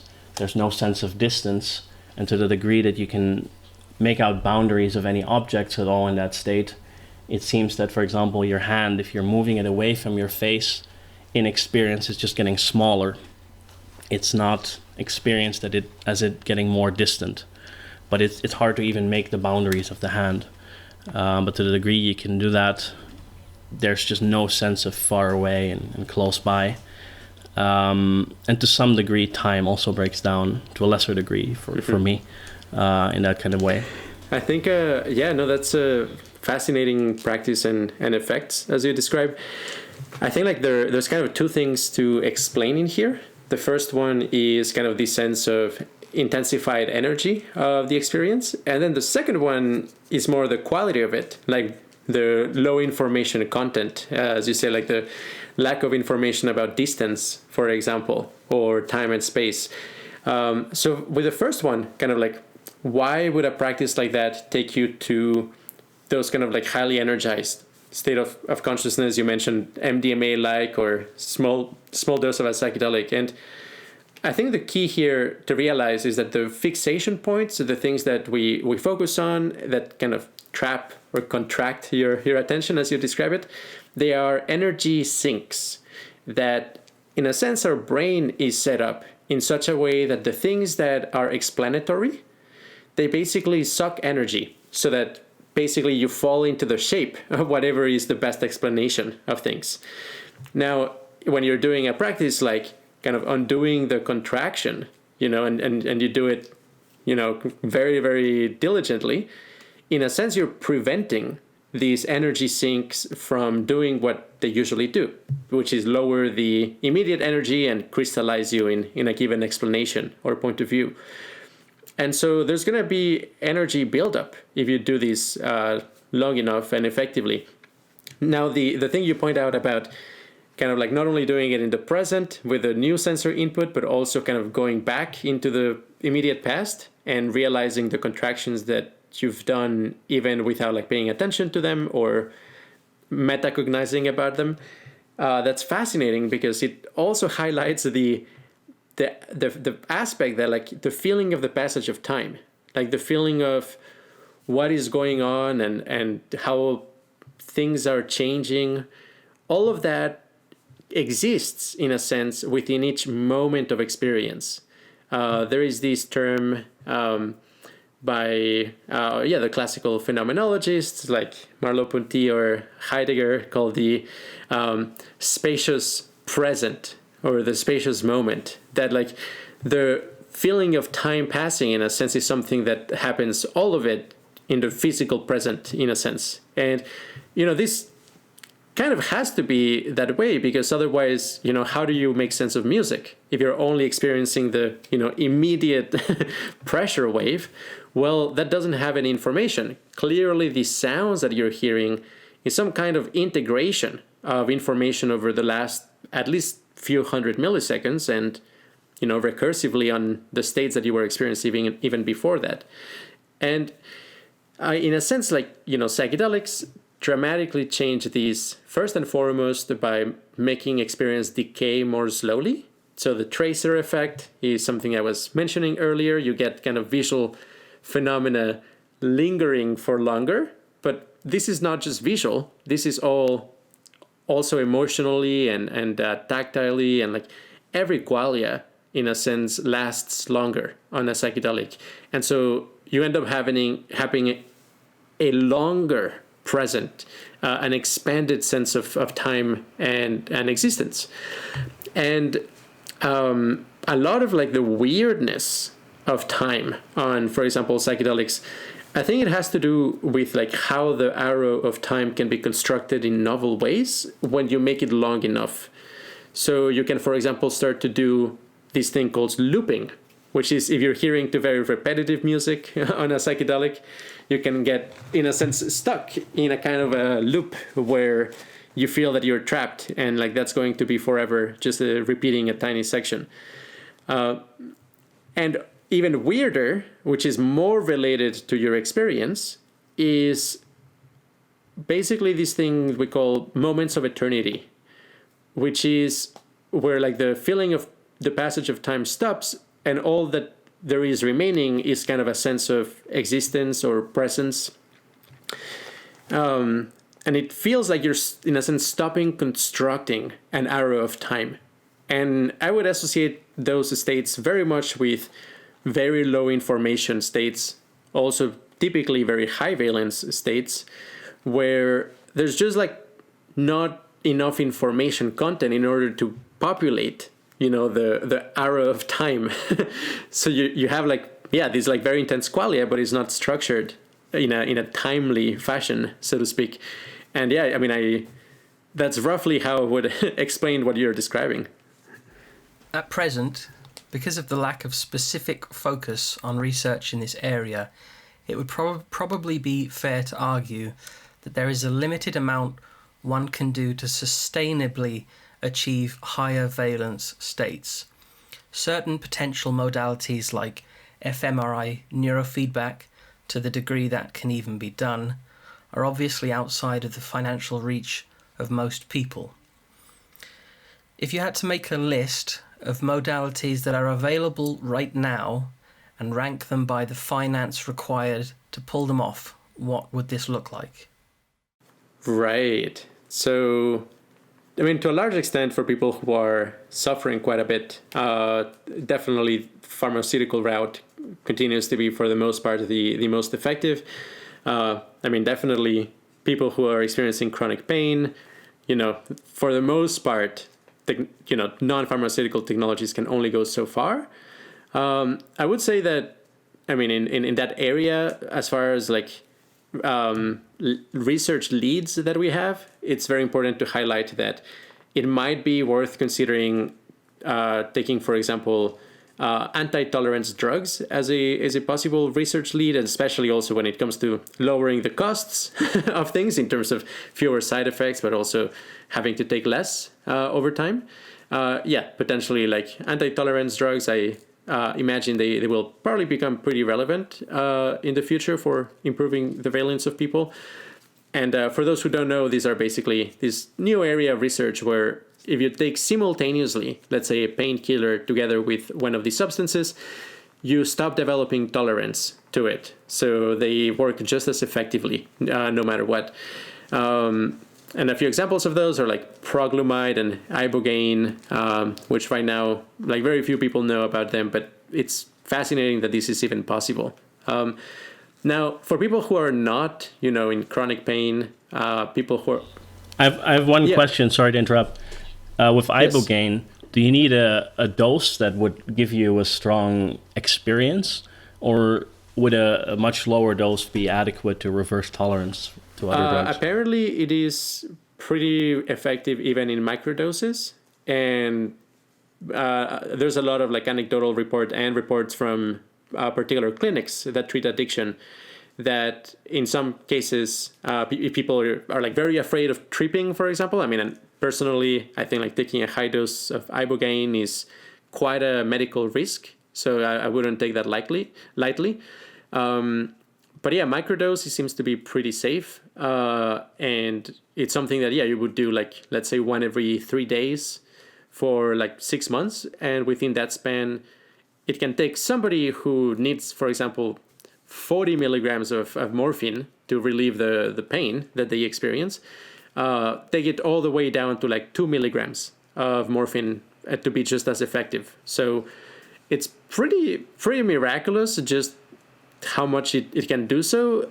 And I'm definitely in the camp of, for people who have serious chronic pain, the idea is not actually to take them off of opioids, because if you do that, ibogaine is not going to help.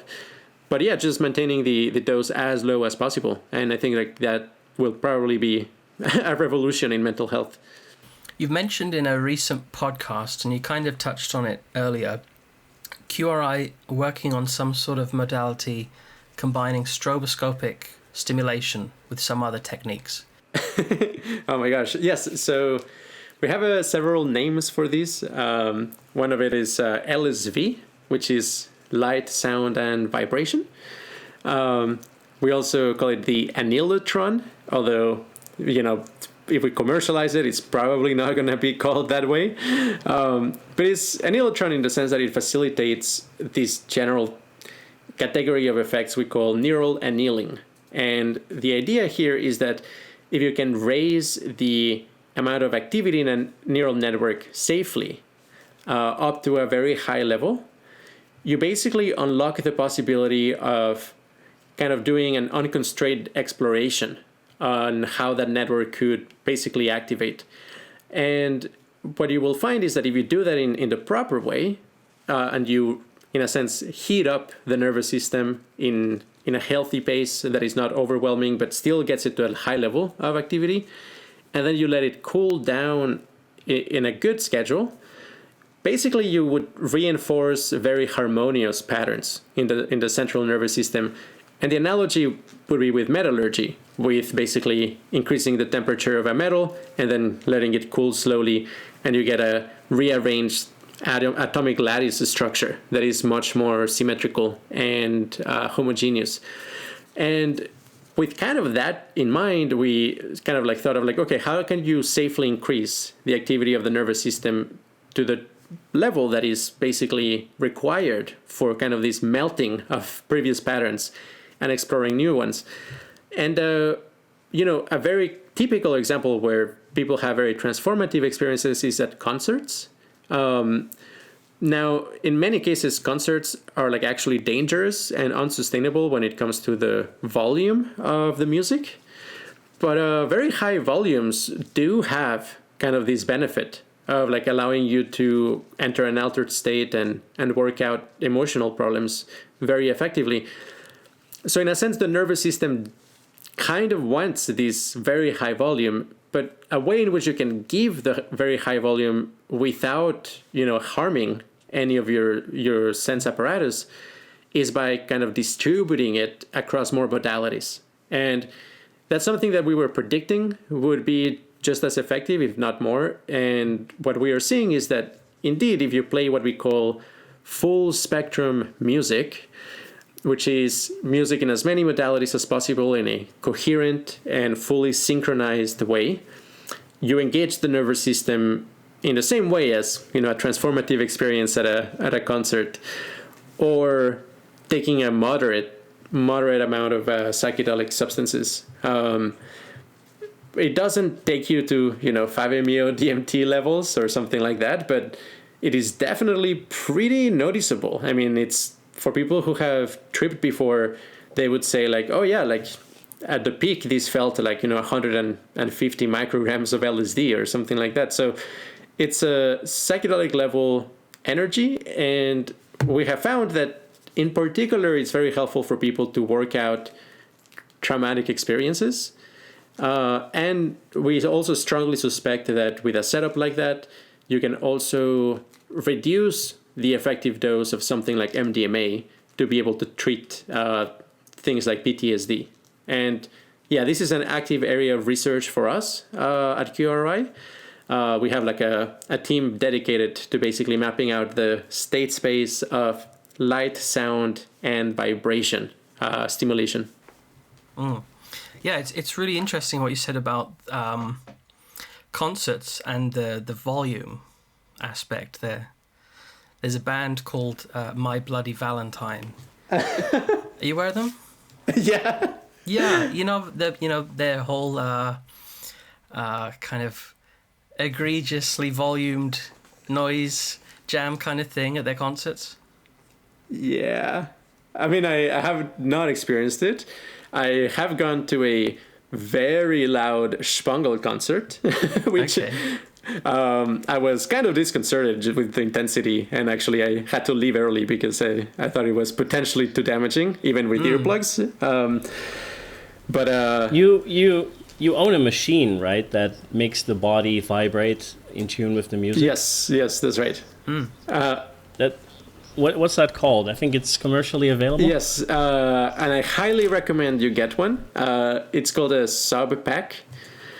There are other brands as well, but by far this is the best that we have encountered. And I mean, chances are that if we go this route, we will actually, I mean, we're in contact with them and we like each other quite a bit. And chances are we would actually kind of use their system as one of the components of our system. And yeah, it's great. It's about like $350, I believe. So it's definitely an investment, but even without like the light, literally just connecting one sub back, we're getting results of like people saying that it increases the enjoyment of music by like 70%. So it's like, hey, this is a significant, valence enhancer for very safe and like relatively cheap in the long term.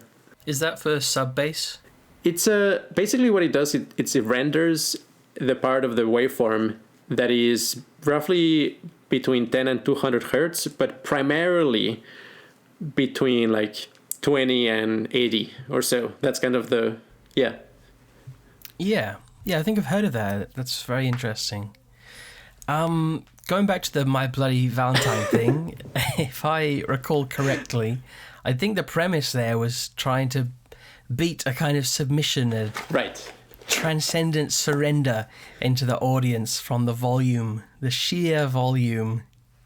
So a couple things. I mean, you can get very transformative experiences at like already like 110 or 105 decibels. And I think like even if you're going for like, hey, let's do something kind of dangerous, but like enjoy ourselves to the most possible and maybe surrender to it, I would say like, yeah, like 110 is like as high as it actually makes sense to go, because anything above that is like literally just painful. And, My Bloody Valentines is like, have like several concerts that have gone above 130 decibels, which is like jet engine type level. And that is just plain, like terrorism on people's bodies.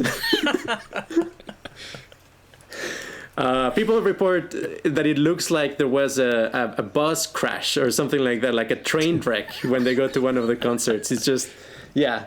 So, and actually we have a term for that at QRI. We call that a valence crime because, yeah, it's illegible. Like it just sounds fun and sounds extreme from the outside, but it's actually like very evil to do something like that. Sure. Right. And traumatizing people. Yeah, I mean, I think, and it's a Stockholm syndrome. You know, somebody you like hurts you very badly. You feel ashamed to admit it. So there's also that as well. Psychological torture. Yeah. Energy and structure does not necessarily condone nor agree with the actions taken by My Bloody Valentine, primarily during the 80s and early 90s.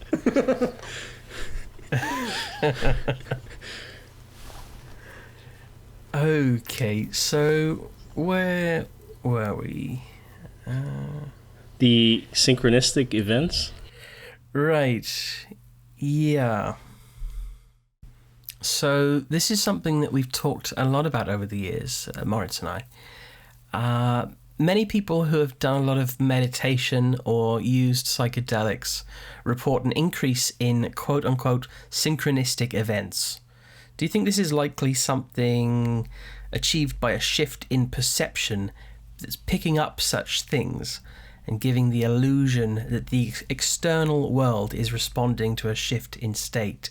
Or do you think that the harmony in the brain somehow extends into the outer world and is able to promote such synchronistic events that people notice? Cool. Yeah, so, I mean, if you believe that we create our reality and that the brain is one of those creations, then yeah, definitely the latter would be possible. One term I use is called the strong clone hypothesis, coming from a pretty awesome short story by Luis Borges, where he talks about like the reason people live in a materialistic world is because actually we live in an idealist world, but we have all convinced ourselves we live in a materialist world. And, you know, I think that a very common trope when people take a lot of psychedelics. There's definitely a big failure mode when people have kind of psychedelic psychosis, so to speak, that they believe like, oh, we're all creating reality. You can choose your own reality. But then, you know, their actual life may crash down. Of course, you know, there's epistemological justifications there. You could say that we are kind of within the pocket that believes in materialism. There's a patch that when people find the reality, it looks like they go to a mental asylum, but actually they did escape the matrix, you know. But no, I tend to think what's going on with synchronicity and psychedelics is that you entrain this experience of annealing in your brain. And it does feel oftentimes very literally like a lot of different metronomes slowly synchronizing until your whole brain is basically resonating at the same frequency. And, you know, when that happens, and you're just like watching a movie, or, you know, you go out in the street and you see somebody, whatever happens is going to feel much more significant. It feels like, oh my gosh, reality is converging to right now. But, you know, it might be just an internal neurological phenomena. But because of the symmetry theory of valence, when you have this higher synchronization, it's going to feel more significant. It's going to feel more meaningful, higher valence, which to me would explain the illusion, why it feels like, you know, you're finally understanding the plot of the universe or something like that. Pretty interesting question here. Both of us, Maurits and myself, from a young age, have had somewhat of a fascination with beautiful faces, I guess you could say. Seeing these kinds of exemplary faces seems to trigger some kind of euphoric response. You've mentioned before that things that were evolutionarily reinforced seem to have states of harmony in the brain associated with them. As beautiful facial features, at least to a large degree, seem to relate to markers of developmental health. Do you think the strong hedonic response to seeing a uniquely harmonious face is evolutionarily encoded in both men and women to ensure maximizing chances of them having healthy offspring, as well as perhaps protecting those that they deem most important to reproduce. And do you think that this is a very different mechanism from the hedonic response to things like beautiful architecture and various forms of art? Right. That's a very deep question, and it touches on a lot of things, but there is a common thread, and that is valence, symmetry, and reproductive fitness, kind of all together. And the thing is that, there's one interpretation of the symmetry theory of valence, which is that it's kind of a spandrel, or like a side effect you could think of just the fact that it's adaptive to like symmetrical faces. And in that story, the kind of like causal structure of the situation is that, hey, like it just turns out that liking symmetrical faces, symmetrical bodies is evolutionarily advantageous. And because of that, we evolved the adaptation of pursuing symmetry. And actually that's what David Pearce believes. So he doesn't think that symmetry is intrinsically related to valence. He thinks it's more of kind of this, in a sense, epiphenomenon of just like symmetrical faces, symmetrical bodies being a signal of fitness. I have a different interpretation. I mean, I think the connection with symmetry is actually much, much, much, much deeper. That, in a sense, it is the default kind of like preference for valence by consciousness to have a more harmonious and symmetrical state. And so the things that are evolutionarily adaptive will trigger that in us. And, there's kind of a way in which like this does happen, but it's not exactly like you can still distinguish it, because if you take, for example, our enjoyment of very novel information, that we enjoy very new ways of experiencing reality, and we enjoy novelty. Novelty, in a sense, is a very asymmetrical thing. It's adding more information, right? And so, like on the surface, like that would go against the idea that we like symmetry. But then there's kind of this additional feature that, hey, we enjoy not only novel information, but especially when we can finally simplify a lot of novel information in terms of simple structures put together and interacting with one another. And perhaps in that sense, actually what you're enjoying is that simplified model, which would be a high symmetry. Basically, it's based on like simple principles and has low information content.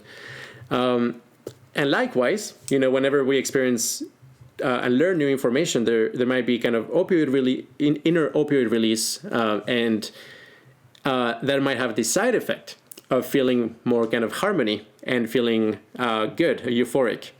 But it's not because of the structure of the information. It's more kind of the response that you got. So, I mean, all of this is to say the picture is pretty complicated and murky. But when it comes to like faces, yes, my general feeling is that in other worlds, or maybe in other ecosystems, it could very well be that asymmetrical faces could be advantageous. I mean, definitely the asymmetrical violinist crab, I believe it's called, comes to mind. That I'm sure from the point of view of a crab of that species, the asymmetry is very attractive. But what I would suspect is that even for them, actually what is pleasurable is the feeling triggered when they detect the good features, the adaptive features. And I would strongly suspect that even in the crab that really enjoys asymmetrical faces and bodies, the neurological state that comes with its happiness is itself more symmetrical and more harmonious. So, basically there's this complex picture to explain. We're both music producers, so this next question has a particular interest to us. Could you talk a bit about the significance of how music relates to valence, and any insight you may have with regards to intervals, melodies, chords, harmony and harmonics?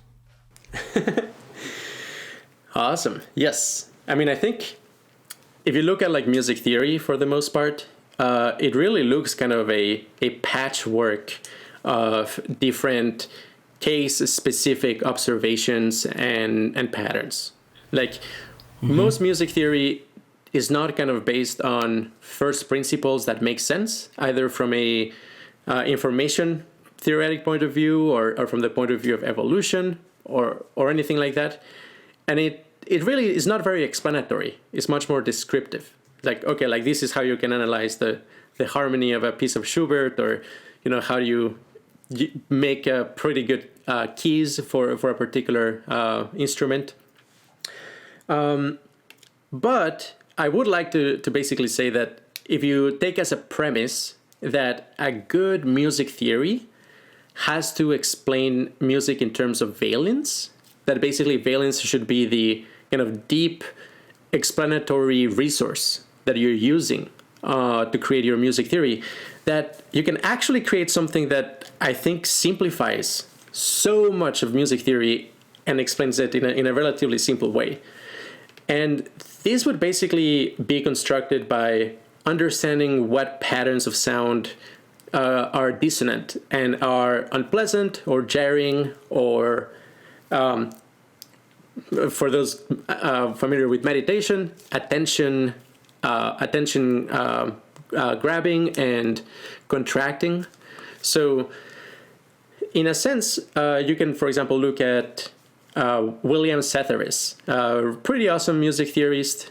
Some people call it the most insightful music theorist since Helmholtz, who basically introduced this whole understanding of how the dissonance between notes in an instrument have to do with the dissonance between the harmonics of that instrument. William Cetheris kind of like generalized it even further, and basically he arrived at a way of constructing scales, arbitrary scales for arbitrary musical instruments. So right now, for example, we are, for the most part, stuck with a music that uses kind of a 12 interval scale. And the reason why, there's a 12 scale rather than an 11th scale is based on the fact that that 12th partition of the octave makes very good approximations for the pairs of notes that minimize dissonance. And it kind of makes sense, because if it's, in a sense, the harmonics that are interfering with one another, when you have like ratios between the frequencies of the bass frequency that have like low integers in the denominator, basically more harmonics will perfectly align with one another, and they will, in a sense, not be in a dissonant relationship with each other. And because 12 is divisible by a bunch of numbers, like 2, 4, 6, 3, it makes sense that, those partitions would approximate pretty well kind of the low dissonance ranges. But if you kind of like open up this idea of like instruments having to be made of a fundamental frequency and its harmonics, and instead you think of it in a more general sense of a fundamental frequency and its partials, kind of its additional frequencies on top of it, but not constrained by those being integer multiples of the base frequency, then you expand to a music theory that basically allows you to create, for example, an 11th scale based instrument that still sounds really good, and William Cetheris has basically developed an evolutionary algorithm where you can specify whatever scale you want. Let's say you specify like a 27th scale or even like an irregular scale where, for example, you have like a very big chunk without like any notes, and like there's like lots of microtones in a small region of the spectrum. You can provide that as an input, and the algorithm will basically find an instrument, a synthetic instrument, such that pairs of notes in that new scale tend to sound really good together. And that just works by the principle of minimizing dissonance. And dissonance is, connected to negative valence. So what I love about like thinking in this way is that you can, in a sense, kind of derive not only current music theory, but generalized music theory by starting out with the principle of, hey, what matters in music is the gradients of how dissonant and consonant the sound is. Mike Johnson's Principia Qualia makes reference to valence being the most intuitively interesting or important quale, and takes from this that the structure of its isomorphic mathematical object is probably quite simple. He also makes reference to valence being a very global quale that sort of influences the structure of all others as it overlays the entire experiential field. And we have a few questions about this. Can you speak on the boundaries of individual qualia and perhaps give some examples of the hierarchy of global to local and complex to simple qualia? Very, very tough question, but yes, I mean, I'll tackle it first by kind of talking about the global versus local, and then simple versus complex. So, and the boundaries between them, and the boundaries between them. So, I mean, this is definitely like an open area of research, but some examples of what we strongly suspect are like much more local types of qualia would be higher frequency connectome specific harmonic waves. And kind of the analogy here has to do with like how if you have like a very high frequency sounds and you close the door, you drastically reduce the volume. You know, if you're in a different room and there's no line of sight between you and the very high frequency source, it kind of disappears. Whereas if you have a strong bass, you know, that kind of like goes around the edges and it always gets to you, it's very hard to to shield against.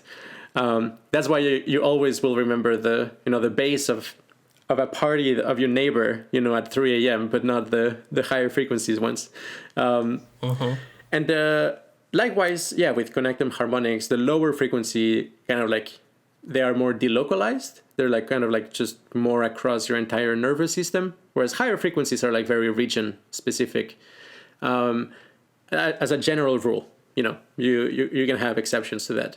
But also localized, I would say things such as like qualia varieties of the senses tend to be more localized. Like, for example, color blue, like the phenomenal quality of blue tends to be located in space rather than being abstract. Whereas something much more global tends to be like emotions. You know, emotions tend to kind of like be immersive throughout your entire experience of the self. Like you do have sometimes like fragmentation where like, you know, part of your body has a certain type of groove and other parts have a different groove, but that's rare. And I would say that's usually a sign of very heavy disconnection. Whereas, yeah, no, usually emotions are pretty global. Valence, we suspect, is like definitely pretty global because you can have a valence experience even when you are, you know, in those experiences of immersed in space or in pure consciousness. Okay, those are very simple, very low amount of information and also very delocalized. So if those have very heavy valence, I would say, yeah, it kind of has to be roughly in the category of valence that can have those properties. And maybe to include all the examples, like I would say a very complex type of qualia would be how we represent personalities.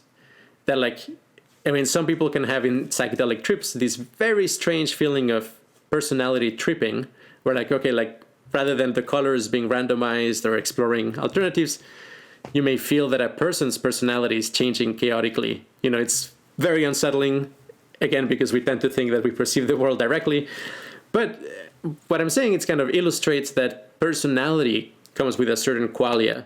And I would say the qualia we use to represent people, it's a very complex qualia. And it doesn't exist, you know, in high-dose 5-MeO DMT. That's just too simple for that qualia to exist. Okay, and a second question on that. I wanted I wanted to add the question of the boundaries. How How would you define? Yeah, if you could clarify a little bit. Well, where would you define that one quail starts and stops?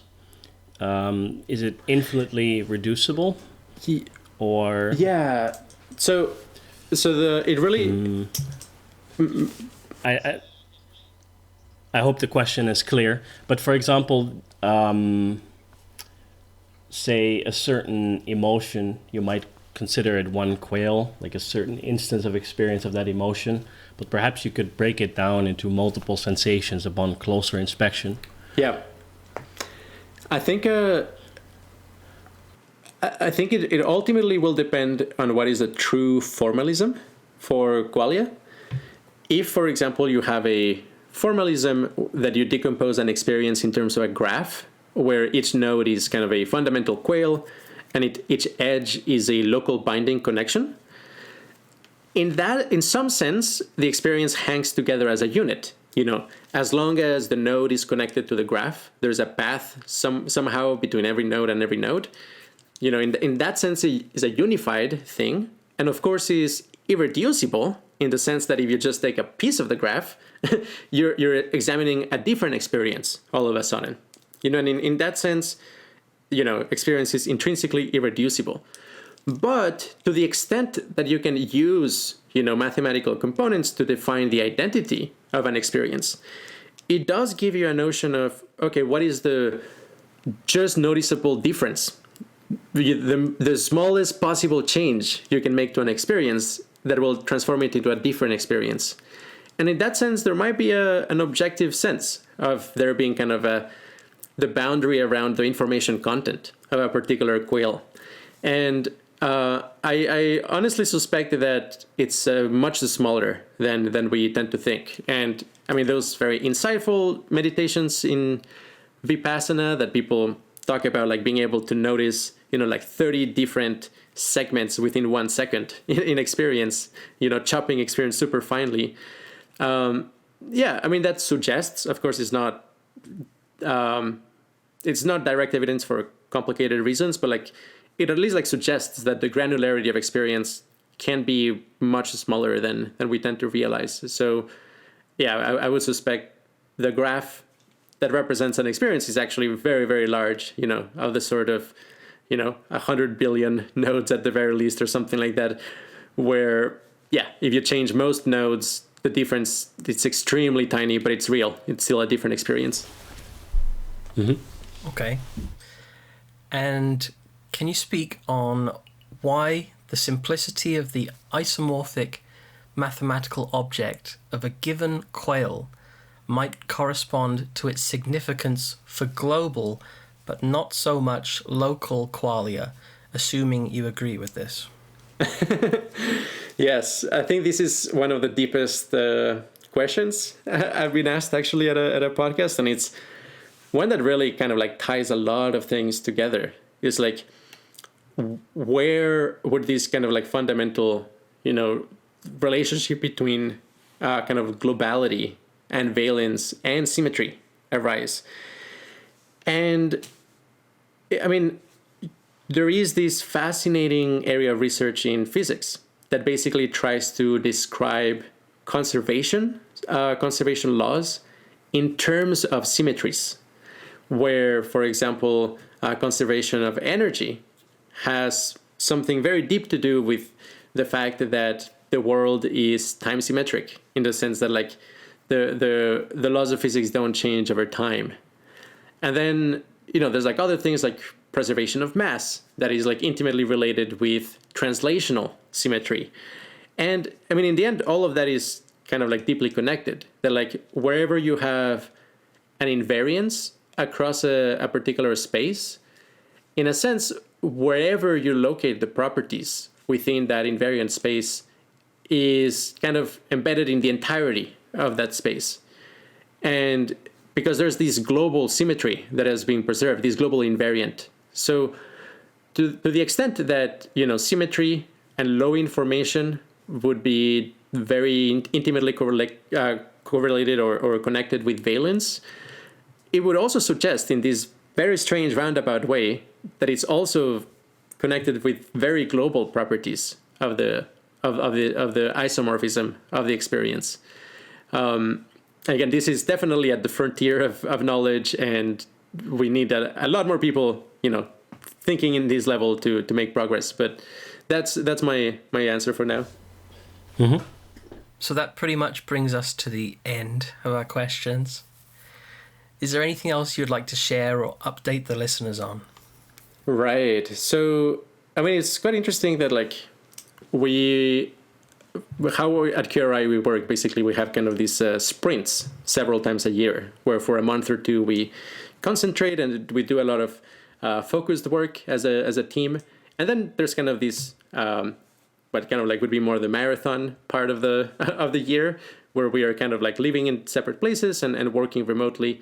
And, we had organized quite a significant internship of quite a number of people to be set to live together on June and July of this year, especially to do research with hardware for modifying our states of consciousness and recording it with EEG.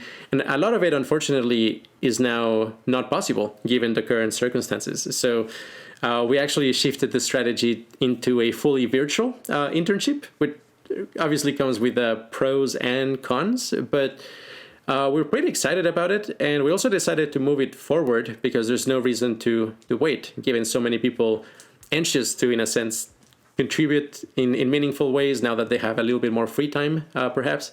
So, we are already about to start the April round, but if anything within the Qualia Research Institute Mainplex is something that you would like to do work on, volunteer at, or perhaps be an intern for a while, now might be a good time to reach out and perhaps work for us in sometime in the next couple of months. So that definitely I wanted to share. Sounds good. And where can people find out more about you and QRI? Yeah, I would say qualiacomputing.com. Then also opentheory.net, the website of Mike Johnson, co-founder.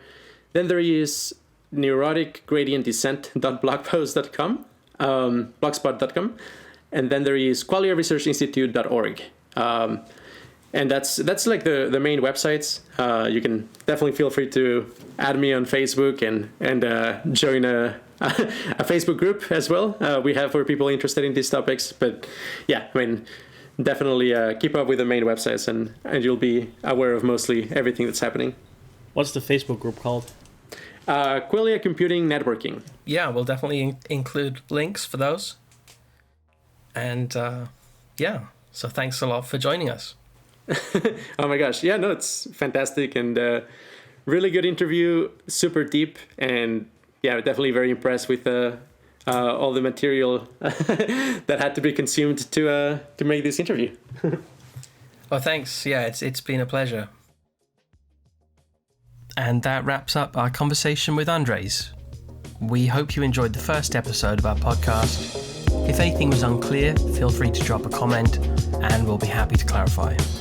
If you check the description section, you can find a number of links to find out more about energy and structure, as well as Andrés and his colleagues at the Qualia Research Institute.